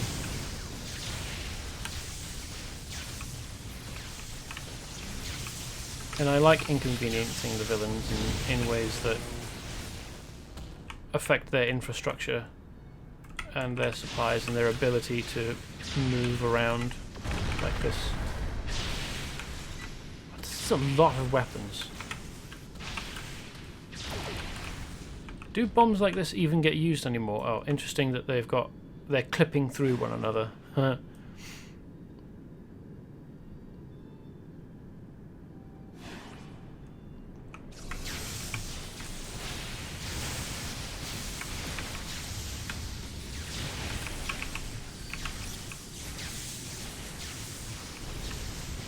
How did they get these in here?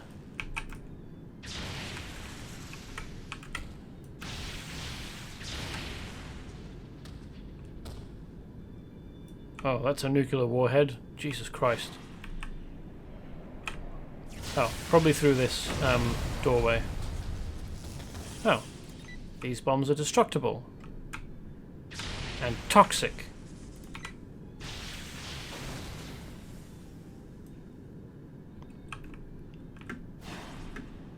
Perhaps... Are these nukes? Or are they gas bombs or something?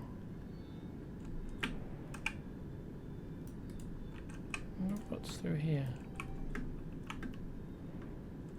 No, you wouldn't actually have been able to get those flat cannons in through here because the only thing through this door is a short corridor with a very small door on the other end.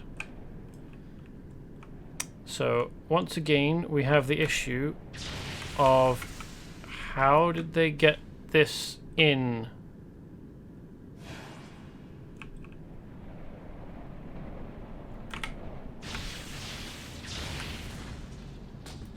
Is it just a steady stream of those guys running outside?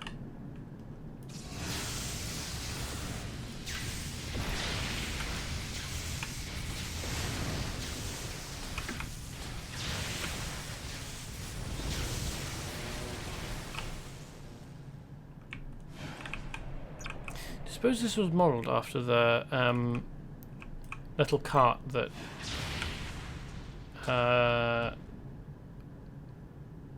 Austin Powers got stuck in corridor in the first Austin Powers film.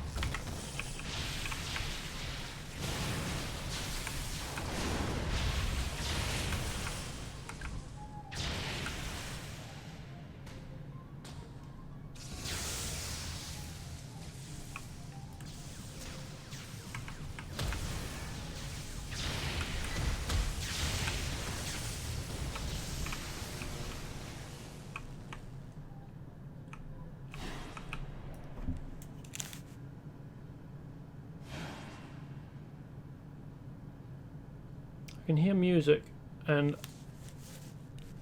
I don't think it's coming from the game, but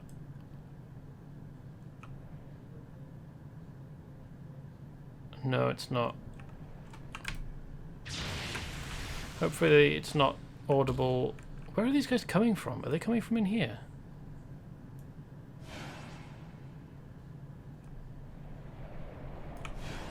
Weird. Hopefully the music that I can just about hear is not audible on stream. If it is coming from...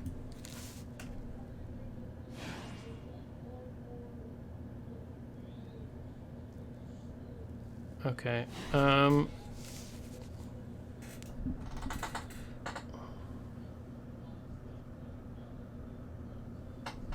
What would be down? Would that be down?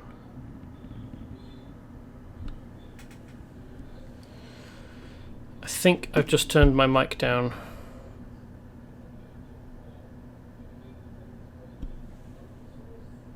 Hopefully it will be not be as audible.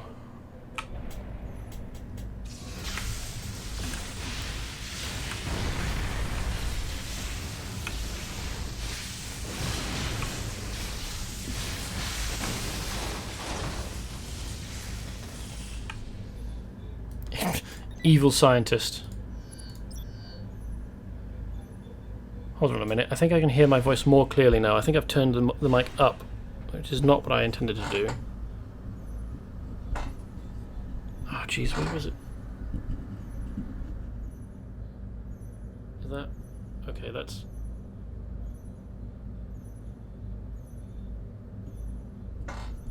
Okay, that should be down. And as a result, I will move the mic a little bit closer to myself. Anthropology professor. An evil scientist anthropology professor. Interesting.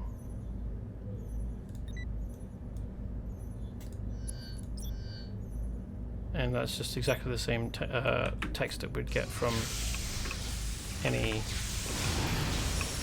Oh, is he? Yeah, he's down. The evil anthropology professor.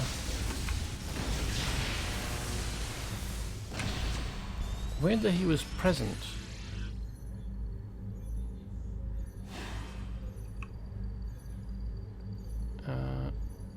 Mission complete. Cool. Is that...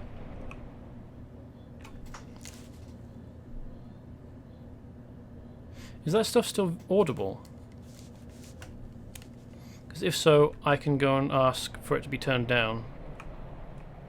Oh yeah, I can just leave, can't I? Not anymore. Cool, okay.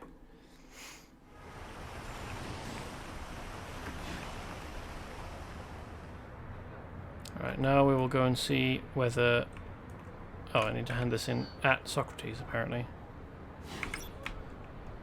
But once we've done that, we'll go and find out whether Harmon convergence leads to resistance. I think it probably does, but I don't remember.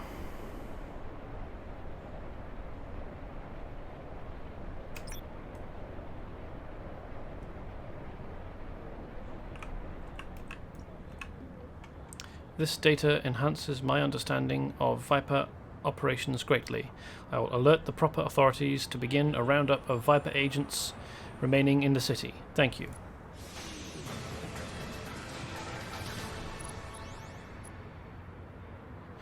Is my voice audible, by the way? Is it coming through clearly? Aliens unearthed. Only one gets the bird. Yeah, very clear. Am I not? Am I too loud? And also, like, how are the plosives? Is there any like peaking or pops to my voice? I can't really... No, sounds good. Okay, cool.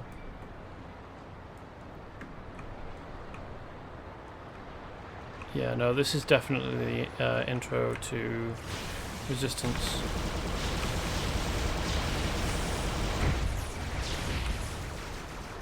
Because you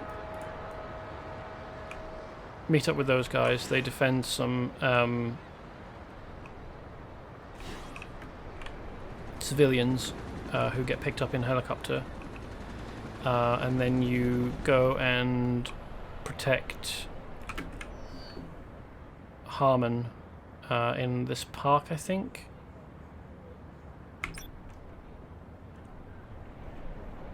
I think you'd have to be ASMR Vanilla Jester to have any problems. Okay, like right up next to the mic. Okay, I think you come along to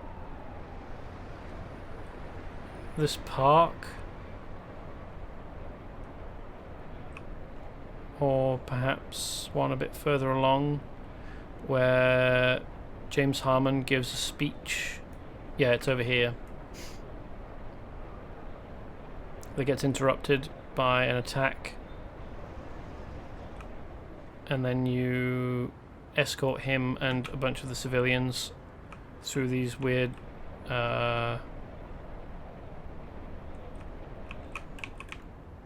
well, they're not back alleys, are they, really? I mean, they're too wide and in a position that doesn't really lend itself to looking like a back alley. But you lead civilians along around here. What these are. And then you go and meet Harmon in the Harmon building. So, let's drop that.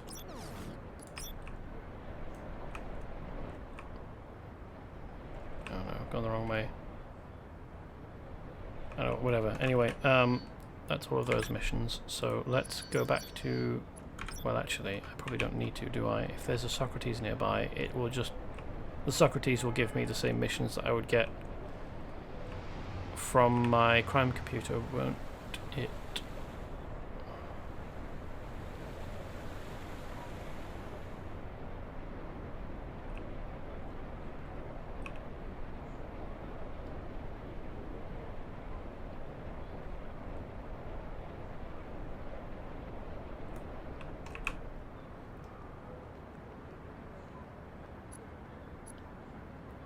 Aliens unearthed.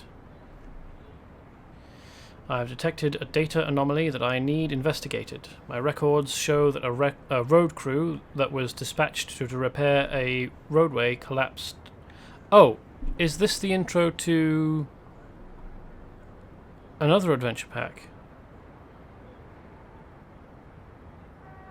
My records show that a road crew that was dispatched to repair a roadway collapse has failed to report in. Travel time to repair the repair site was under 10 minutes, and the crew has now been out of contact for over 40 minutes. Even given normal human parameters for lollygagging, I would expect to have received a report by now. APs came along after these missions. Okay. The primary motive for concern, however, are emergency calls from the surrounding buildings reporting men in hazmat suits. No hazardous waste spill has been reported in the area. The police are busy responding to other emergencies. Could you please check on the road crew and make sure nothing unusual is happening? The road breach was reported in the one block northeast of the Harmon. Doesn't need a "the" in it. Northeast of the Harmon Industries Laboratory. Okay. And let's also pick this up as well. I have just received a report of a robbery in a jewelry store downtown. The supervillain Blue Jay stole a number of rare gems and fled the scene. I have not picked up Blue Jay's flying battlesuit on radar, which means she is likely still on the ground. MCPD last sighted her east of the Argent Building. Please apprehend her and recover the stolen jewels.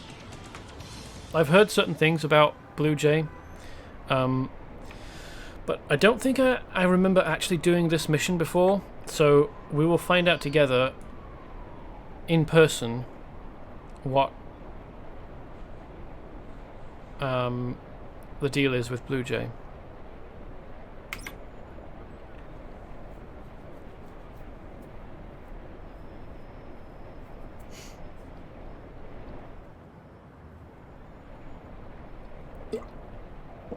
But my understanding is that she is just a supernaturally unlucky person who doesn't actually want to hurt anyone.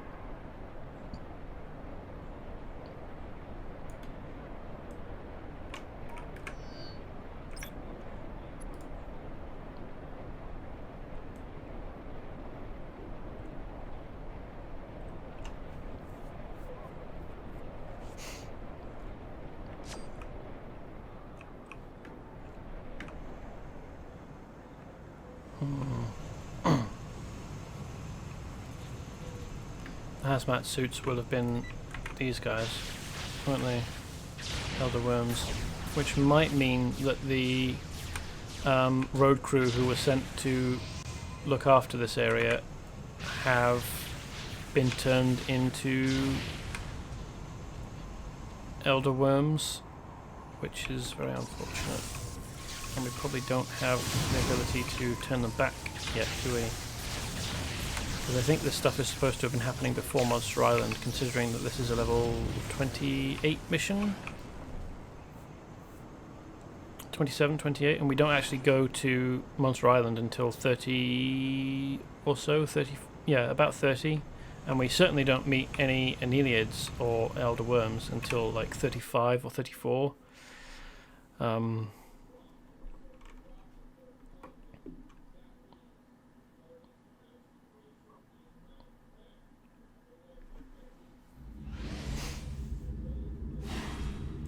Oh no, here's the road crew. Or at least some of them. That's good.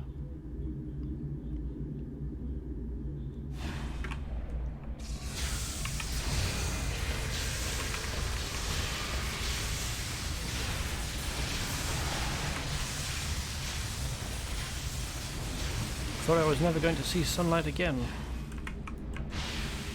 This is Mosh. Or Mush.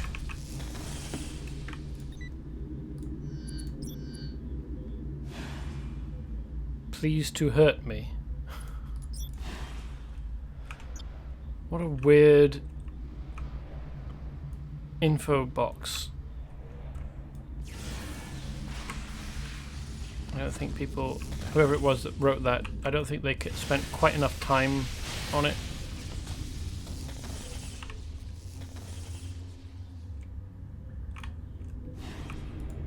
What does Alfredo's please to hurt me? Exactly the same thing. This is not a correct sentence at all, is it? Don't kink shame. He was clearly nervous. But all of them? Well, I don't know about all of them, but given that two of them have exactly the same info text, I'm assuming that all of them will. Quinton, please to hurt me. Yep. Are they all kinky? Is it a road crew made up of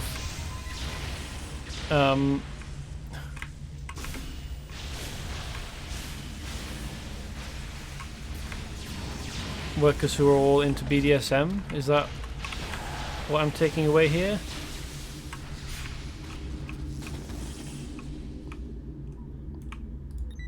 Scotty?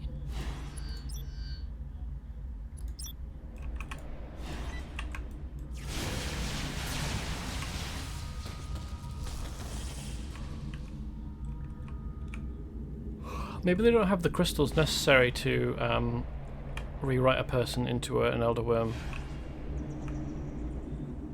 which can only be a good thing.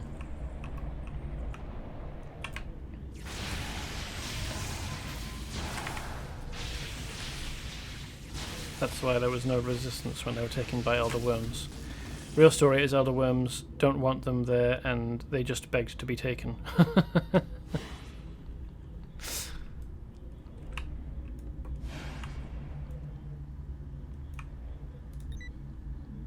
Alden. Again, please to hurt me. What was the thinking behind that? How did it get through? How did it get through without being noticed? Like it can't have been a difficult fix at all. Maybe someone pointed it out and then they forgot. And maybe it was on a list somewhere and just got forgotten about.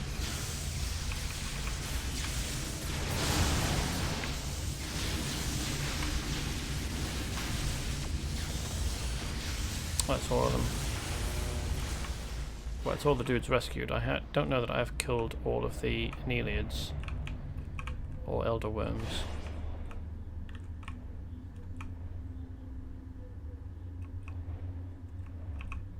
Who do you suppose constructed all of this?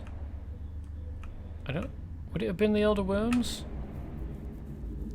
If so, why are there very, very human-looking pieces of mine equipment in here? Although, I mean, having said that, this is clearly a minecart that requires tracks to run, because these are mini train wheels.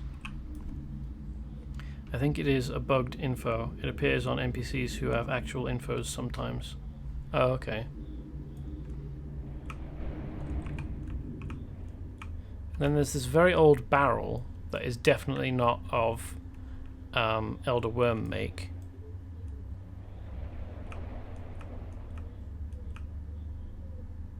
And this is also a mine cart, like a two-person pump cart, except this track is much wider than the track that you would need for the mine cart below. So this was all built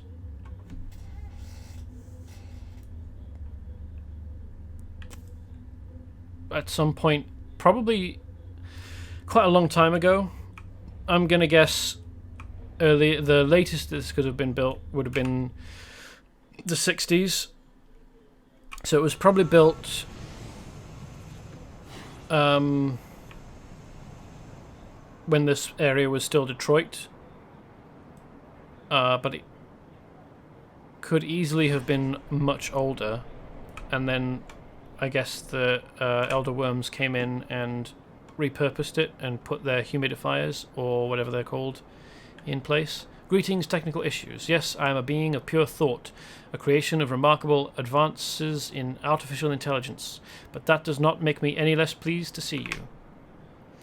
That was most unexpected. I have no records in my database of such creatures. I hope Dr. Silverback can make something of the specimens you incapacitated. Was there another mission? I don't think so. Let's go and talk to Jury Rigg, shall we? And apparently we've got a mission in... No. In Monster Island. Distress call. That's probably just... Oh, I don't know. I think it might just be an introductory mission that we have no need for anymore, but I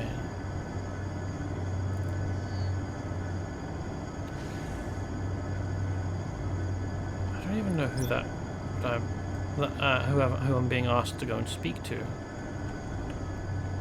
Anyway, here's Jury Rigg, who we've looked at before, I think. Unfortunate chap. He can only build stuff. He can build anything, but he can only build stuff out of junk, which means that... God, what must have happened to his limbs? Horrible accidents. And he can only build his prostheses out of junk. Oh wow, I know you. Your technical issues. You probably haven't heard of me. My superhero name is Jury Rigg, because I, build stuff. Yeah, I'll tell you what I know.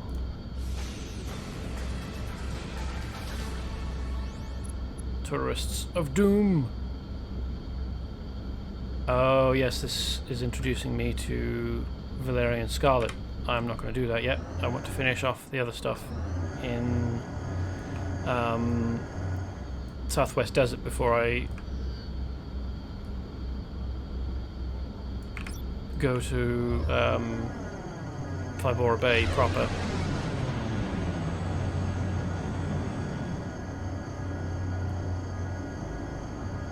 So let's go to Monster Island. Hide this. I mean, I'm probably not going to actually do it because it would require... I mean, the thing is that my build isn't really that useful. On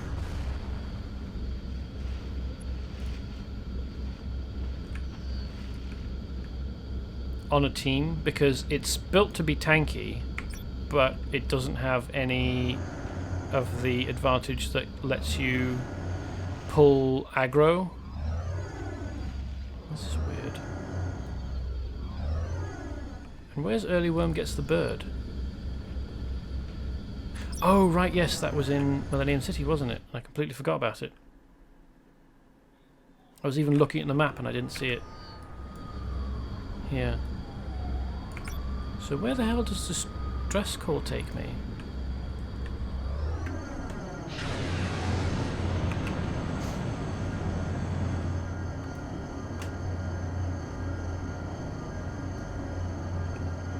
I don't think there's a Socrates pod on, or like, I don't know, projector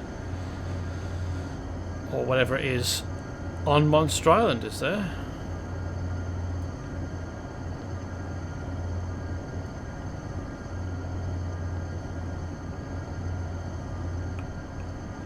Yeah, as I was saying, my character is not actually terribly useful on a team because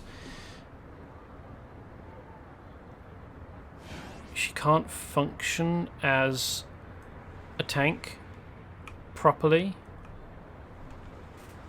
No, I don't think so, just an Untitled terminal. Yeah, I didn't think there was a Socrates. terminal there. So I'm not sure what exactly is supposed to be going on with Distress Call.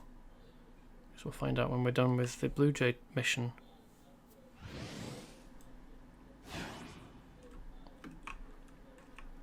So I'd feel kind of bad taking this character into a mission with a team of people, because I can't really fulfill a proper role. Oh, wild. More of these elder worms. Like, I can't be doing enough damage to compete with an actual damage dealer build. So I won't be taking aggro, and I don't have the advantages selected to generate greater aggro to act as a tank. And I don't have any healing powers. Well, I mean, I've got one. I suppose this applies Devoid, or Dependency rather, which can heal people, but that's not a healer power at all. It's something that keeps you alive whilst you're fighting because you're a DPS.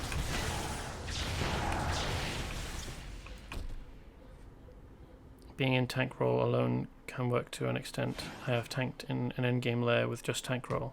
Oh yeah, that's true. Tank generates 110% threat. So just being... Oh, that's weird.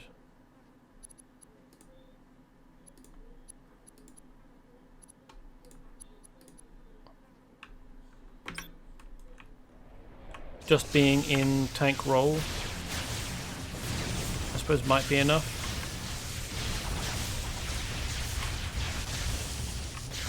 But there's also the issue of being able to find people willing to come and help me with the Andrathal mission. What's he doing? Just chilling there.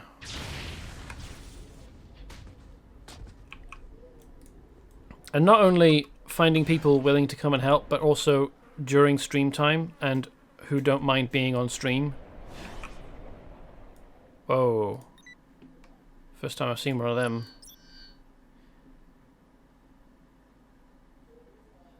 Powerful psychic pets manifested into beings of tangible thought. Keep your distance to avoid terrible toxins. That's pretty horrible.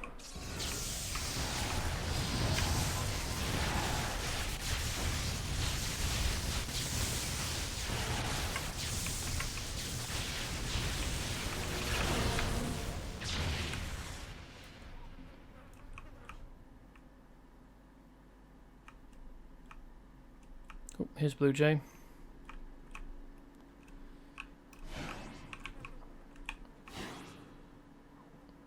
She got a different outfit because there are costume parts that are called Blue Jay.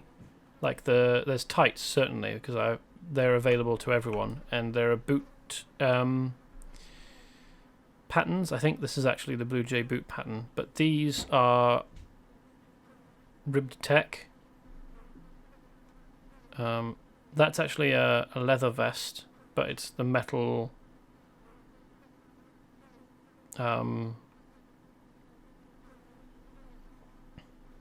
material type. I didn't realise that the wings here could be a cape draper, like, holder. This isn't what it looks like. Sure, I held up a jewelry store, but I'm not working with these worm things. I didn't even know they were down here. I was just trying to get away from the police by ducking into the sewers. If they do some kind of evil, wormy magic with the gems, it's not my fault. Lisa Anderson was once an engineer working for a small cutting-edge aeronautics firm called McNeil Aviation, which won a contract from Until to manufacture a flying battlesuit. Unfortunately, Until cancelled the project and McNeil fired Lisa, keeping her work for itself under the terms of her employment contract. Lisa broke into McNeil late one night, stole the suit and its plans, and made her escape, setting fire to the McNeil plant in the process and becoming the villain Blue Jay. Very, very lore accurate, wonderful. I wish more missions were like this. I mean, this is reasonable. I don't... It's technically illegal, but it's reasonable behavior in my opinion. These worm guys took the jewels into the next room, but they're no friends of mine. If I help you beat them up and recover the jewels, how about you let me go? You get the jewels back, safe and sound, no harm, no foul. Yeah, okay. Great. I keep trying to convince everybody I'm not a bad person. Anyway, I'm not going to be able to sleep tonight if I know these things are still squirming around in the sewers. Yeah, fair enough.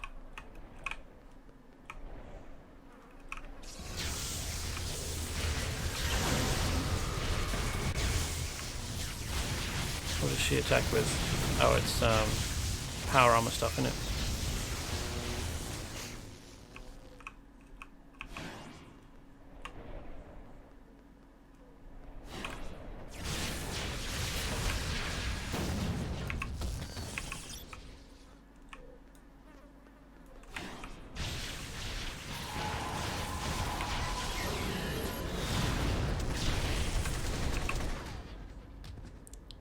Where is her suit storing all of these weapons and munitions and such? Should I just assume that there's some kind of subspace storage involved?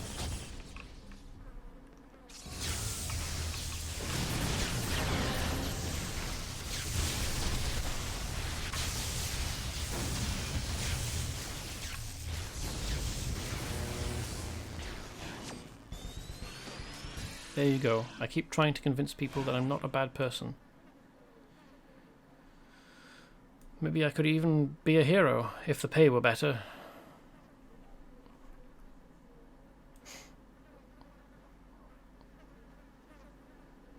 Okay, so the impression that I'd gotten that she was supernaturally unlucky was clearly incorrect. Just bad luck on the part of signing a contract that was not favourable to her. Anyway.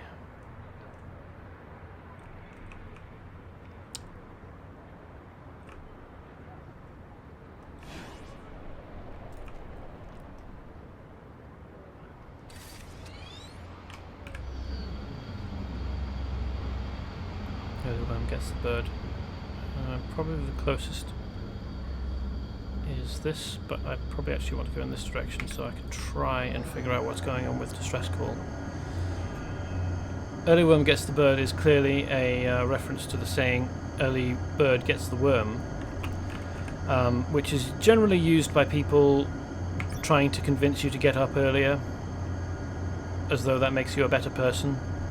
But what is forgotten is that there is a rejoinder that says the opposite, which is so someone tells you the early bird gets the worm, you can respond with, but the second mouse gets the cheese.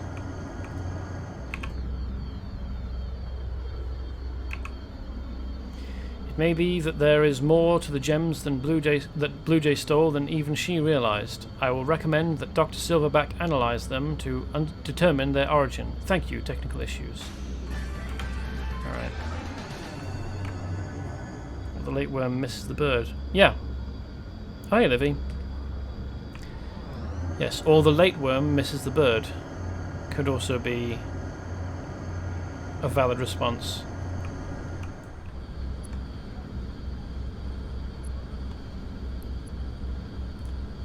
So what exactly is going on with Monster Island?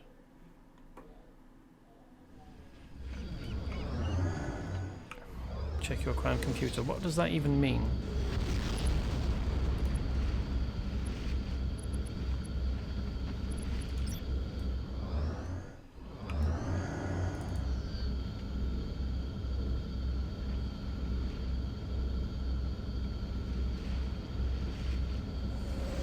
Issues. Your assistance here has changed the future of my kind forever, but a hero's work is never done. My scouts have alerted me to a distress call.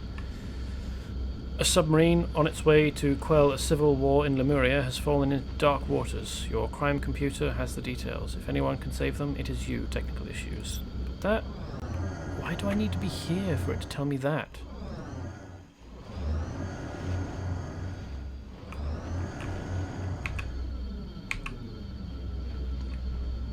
And that doesn't... Like, I can't access my crime computer anywhere but my hideout. And going to my hideout means that I'm no longer in Monster Island. This is fucking weird.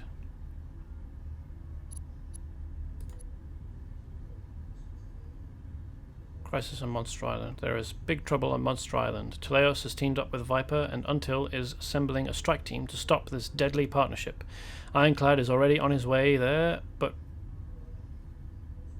we could use a few more heroes, especially ones of your caliber. There's a jet heading for Monster Island right now. Let them know you're going, and you can leave as soon as they've finished fueling up. Take a jet to Monster Island and assist until Commander Fulani Okonkwo. Okay, let's do that. Except that takes me to Monster Island Crisis, which I have to... Crime Comp is Socrates. Oh, that is weird. Yeah. So this doesn't actually take me to...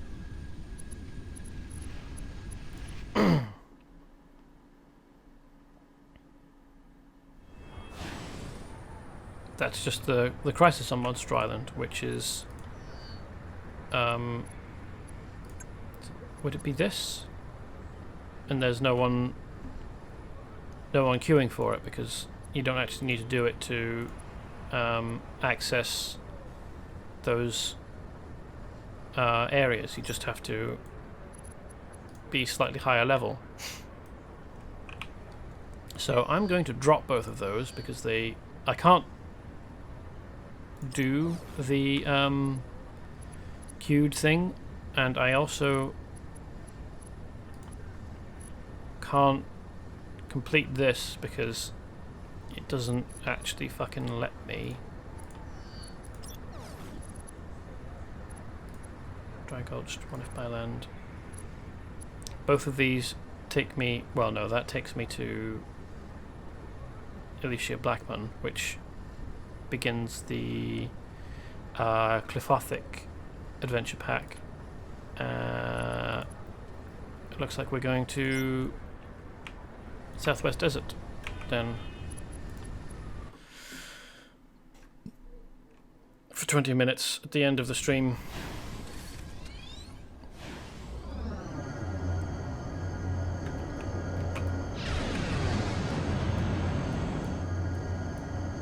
So we've done about half. I don't know quite. I mean, this is obviously going past the halfway mark, but I don't know what proportion of the mission or of the map that counts as.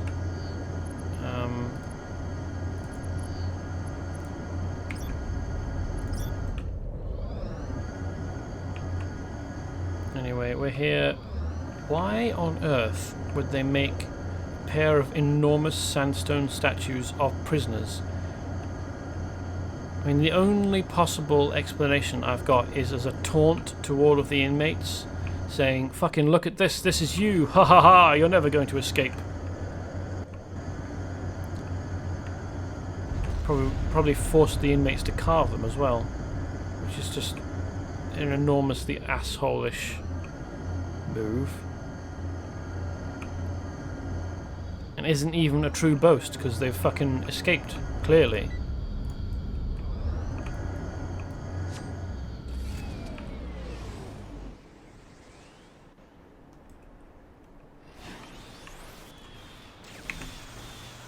Anyway, Rebecca Rothschild. Dressed a bit warmly, I would suggest. for the desert, especially as she's not in shade. You could not have come here at a better time. I need help cleaning up the trash. I told Warden Wildman many of these prisoners were beyond rehabilitation. This mass breakout is proof. Not necessarily. If they believe that this is their best hope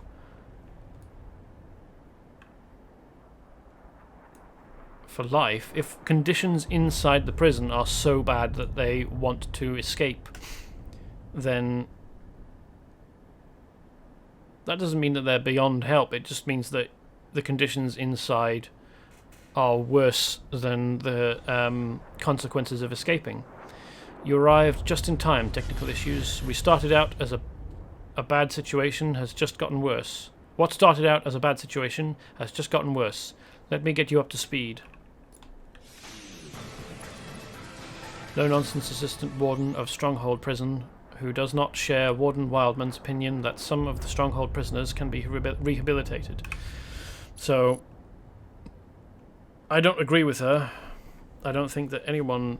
Well, no, that's not true. There are portions of the population who are beyond rehabilitation and help because some people are just monstrous psychopaths who enjoy hurting people. But that proportion of the population is... 0.01%, and the likelihood that you would manage to find enough of them to fill a prison because they develop tactics for hiding themselves and avoiding consequences is astronomical. Anyway, Viper must have gotten word about the prison breakout. Some of their allies are still in hot sleep, and they've sent a strike team to break them out. We've got enough escapee headaches at the moment, so stop Viper before they create an even bigger problem. They are located near the lower east door of the Stronghold prison, just north of the Kular crash site. There's Kular here as well, is there? Christ. That's probably the Kular crash site, isn't it? In fact, you can see... Oops. Zoom out again. You can see that that's Kular ship shaped, isn't it? Anyway. Do you remember Tornado? He used to be in Viper's Dragon Branch until Nighthawk brought him down outside Hudson City. Now he's out of Stronghold. I bet Tornado will be hitting up his old Viper contacts for a new job. He's probably on his way to Area 51 even as we speak. You should start your search for him at the door where Viper is trying to break into Stronghold Prison, north of the Kular crash site, and work your way towards Area 51 on foot via the desert path. Bye-bye, jailbirds.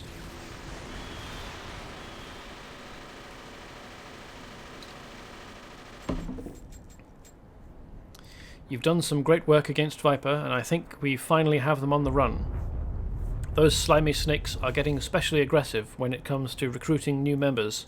I heard they are handing out recruitment papers to escaped Stronghold prisoners. We really need your help, Technical Issues. Help us get those escaped prisoners back behind bars, and do your best to confiscate all the Viper recruitment documents you can get your hands on. Okie dokie. Now, the only part of this outfit here that I don't recognize is the bit on the ears. The antenna. And maybe the I think it's called tights. I don't recognize this pattern that's on the subliger. Or in fact the armor.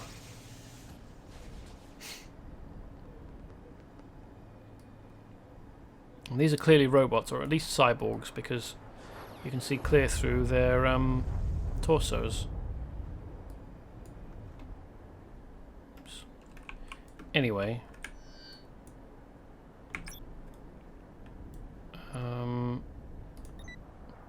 this doesn't seem to have a location, so I'm just going to go around taking out these guys. No, they haven't dropped anything. Anyway, let's go. How did they get up here? Oh no, I suppose fair enough. Okay, but look, how did these guys get up here? Why?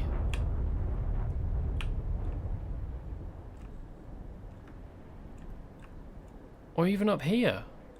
How? This is pretty sheer rock.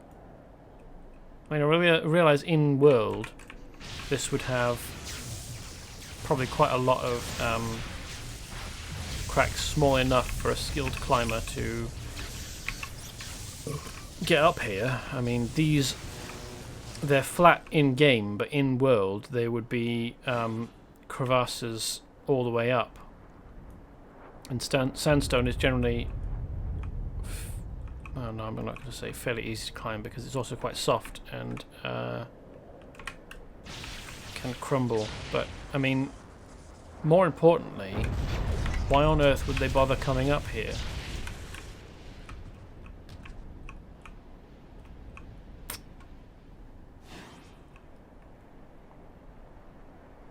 Well, whatever.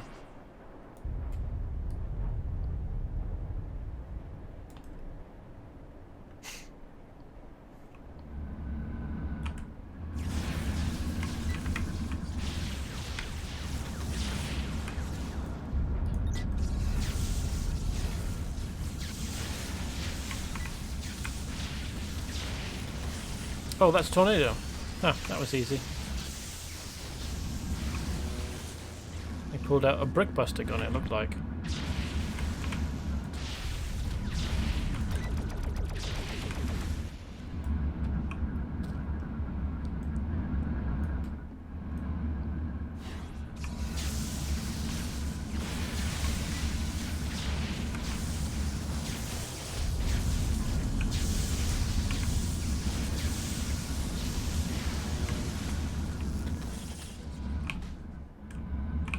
Be nice if players could access the Brickbuster debuff that they apply, wouldn't it?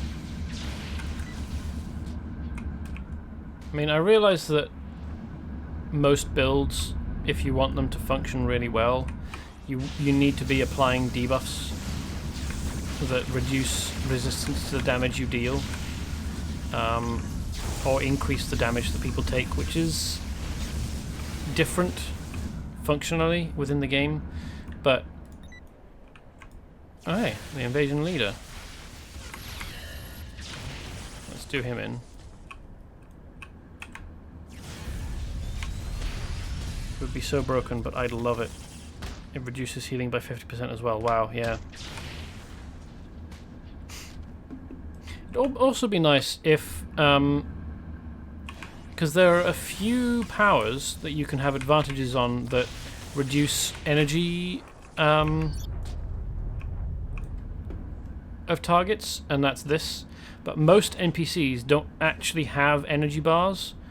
I don't know quite what rules they operate on for using their powers, but it's not on the basis of an energy bar. There are very, very few that actually have energy bars, so any advantage that you take to reduce energy generation or drain it or anything is actually only useful against other players.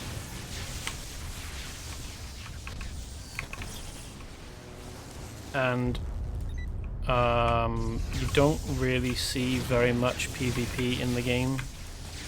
Occasionally very occasionally people might challenge you to a duel, and I think I remember seeing someone in the general chat in Millenuim City advertising membership for a supergroup that, well, it didn't specialize in PvP, but they included it in their pitch and said that there are people in the group who enjoy PvP and they organize PvP, but it definitely seems like PvP is not so much of a thing in this game. Oh, why am I attacking these guys? I don't need anything that they... have any drops from these guys.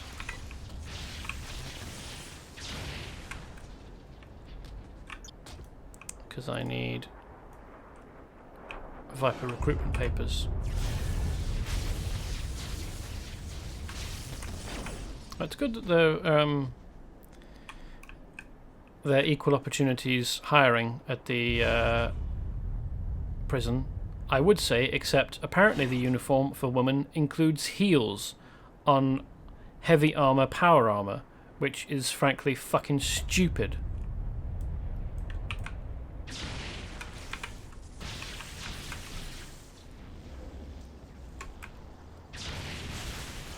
Forget arguments of, oh, well, you can learn to fight in heels. You shouldn't have to. And a job like guarding a prison requires that you be on your feet for extended periods of time, all day, every day. And wearing heels and being on your feet are not behaviors that go well together. You ever been stomped on by a stiletto? Hecking lethal. No, I haven't. But I don't believe that that is a tactic that will come up very often in guarding a prison. Well, not even with reinforced heels with this crazy terrain. Yeah, look.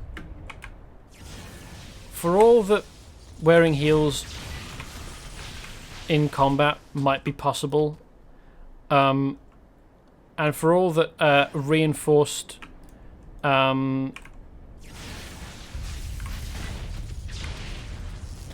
armored stiletto heel would be lethal, this is a desert full of sand. I don't believe that walking around on sand is remotely practical in heels. Simply not practical. Looks cute, but not out here. Yeah, no. Warded crate. I'm not going to be able to open this, am I? But still, I keep trying. I live in hope. That's not quite as far out of reach as the ones we encountered earlier, is it? Is that a white guy with an afro? Is this a Bob Ross prisoner?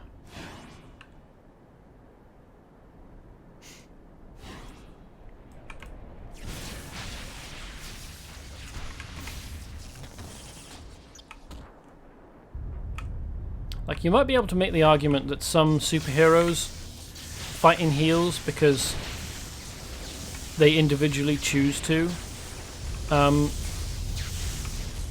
Yeah, look at this guy. Bob Ross dude. Do you suppose they have a perm machine in the prison? Or do you suppose his hair is naturally like that? Charge lethal ASMR.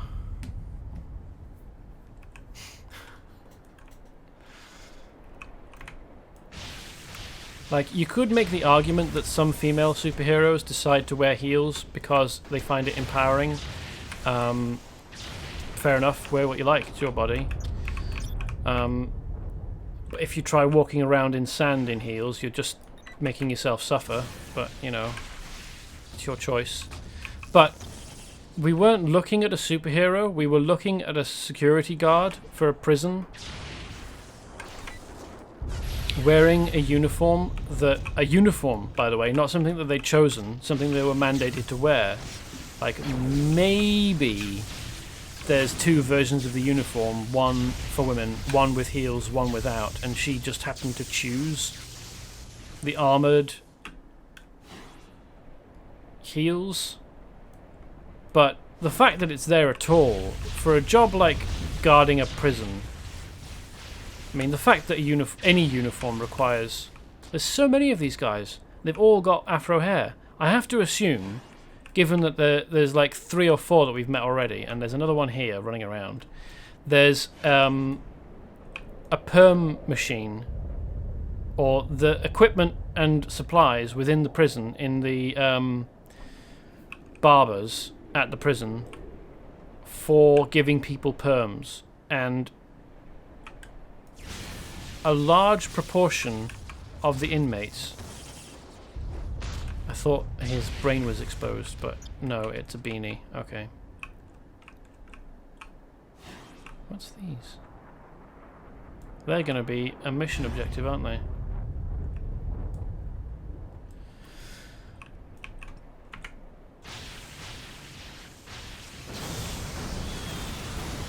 Sorry, hero. Menton's in control, not me. Okay, fair enough. I'll try and take you down non-lethally.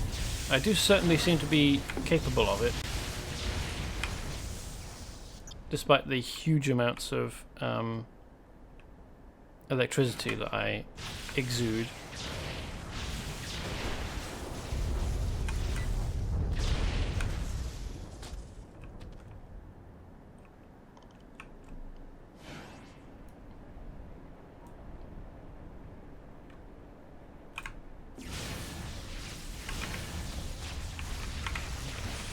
Fucking stop it.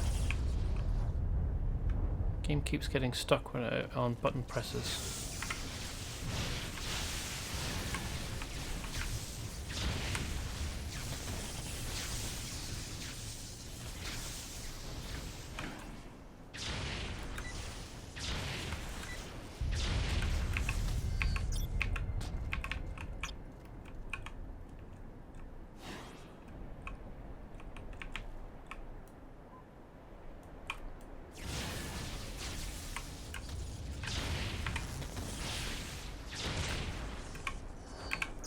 Hurrah! Mission complete. Just in time to finish playing. Since I started about half an hour late, I'm going to be as I said before, I will be finishing about half an hour late, and we are now at 11:30. So I'll hand these in, and that will be it for today. Terrific work, technical issues. You've struck a devastating blow to Viper. I've done that quite a few times actually, but I'll take your word for it that this is another instance. At the same time, the escaped criminals you defeated were rounded up and will be back behind bars at Stronghold. 2 birds with 1 stone, technical issues. That's what I call a good day.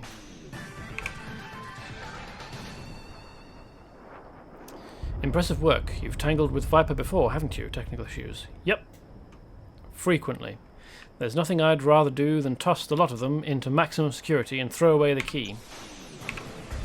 Good work. As far as I'm concerned, I'd throw all Viper scum into hot sleep and lock them away for a few centuries. That's how Assistant Warden Rebecca Rothschild rolls. That's a bit much. If for no other reason, then you're just putting off the issue of dealing with them for the next 100 years. Thanks for the stream. Have a good weekend. And you. Thank you for watching and sticking around. If you feel like it, I recommend checking out Desert Bus, seeing how that's going. They're not... In previous years, they've all gotten together in one room and played Desert Bus on a TV. That's impossible this year. So they're playing at their homes individually, and they've all... The stream looks a lot like an advanced Zoom call. And it functions a lot better than that because they're not actually using Zoom. They're using OBS Ninja, apparently. I really enjoy Desert Bus. I think that it's a lot of fun just being a part of, just observing everything that goes on. But if it's not for you, no worries. I also don't feel obliged. I just think that it's a good course and that it's enjoyable to experience. Anyway, that will be it for today. I will be back to continue dealing with the breakout at Stronghold and presumably the crashed Kular ship and whatever else is going on Monday. Should be 8 o'clock. Going to aim for 8. Might be a little bit late. Can't make any promises. I don't know the future. But until then, I hope you have a good weekend, and thank you for coming by.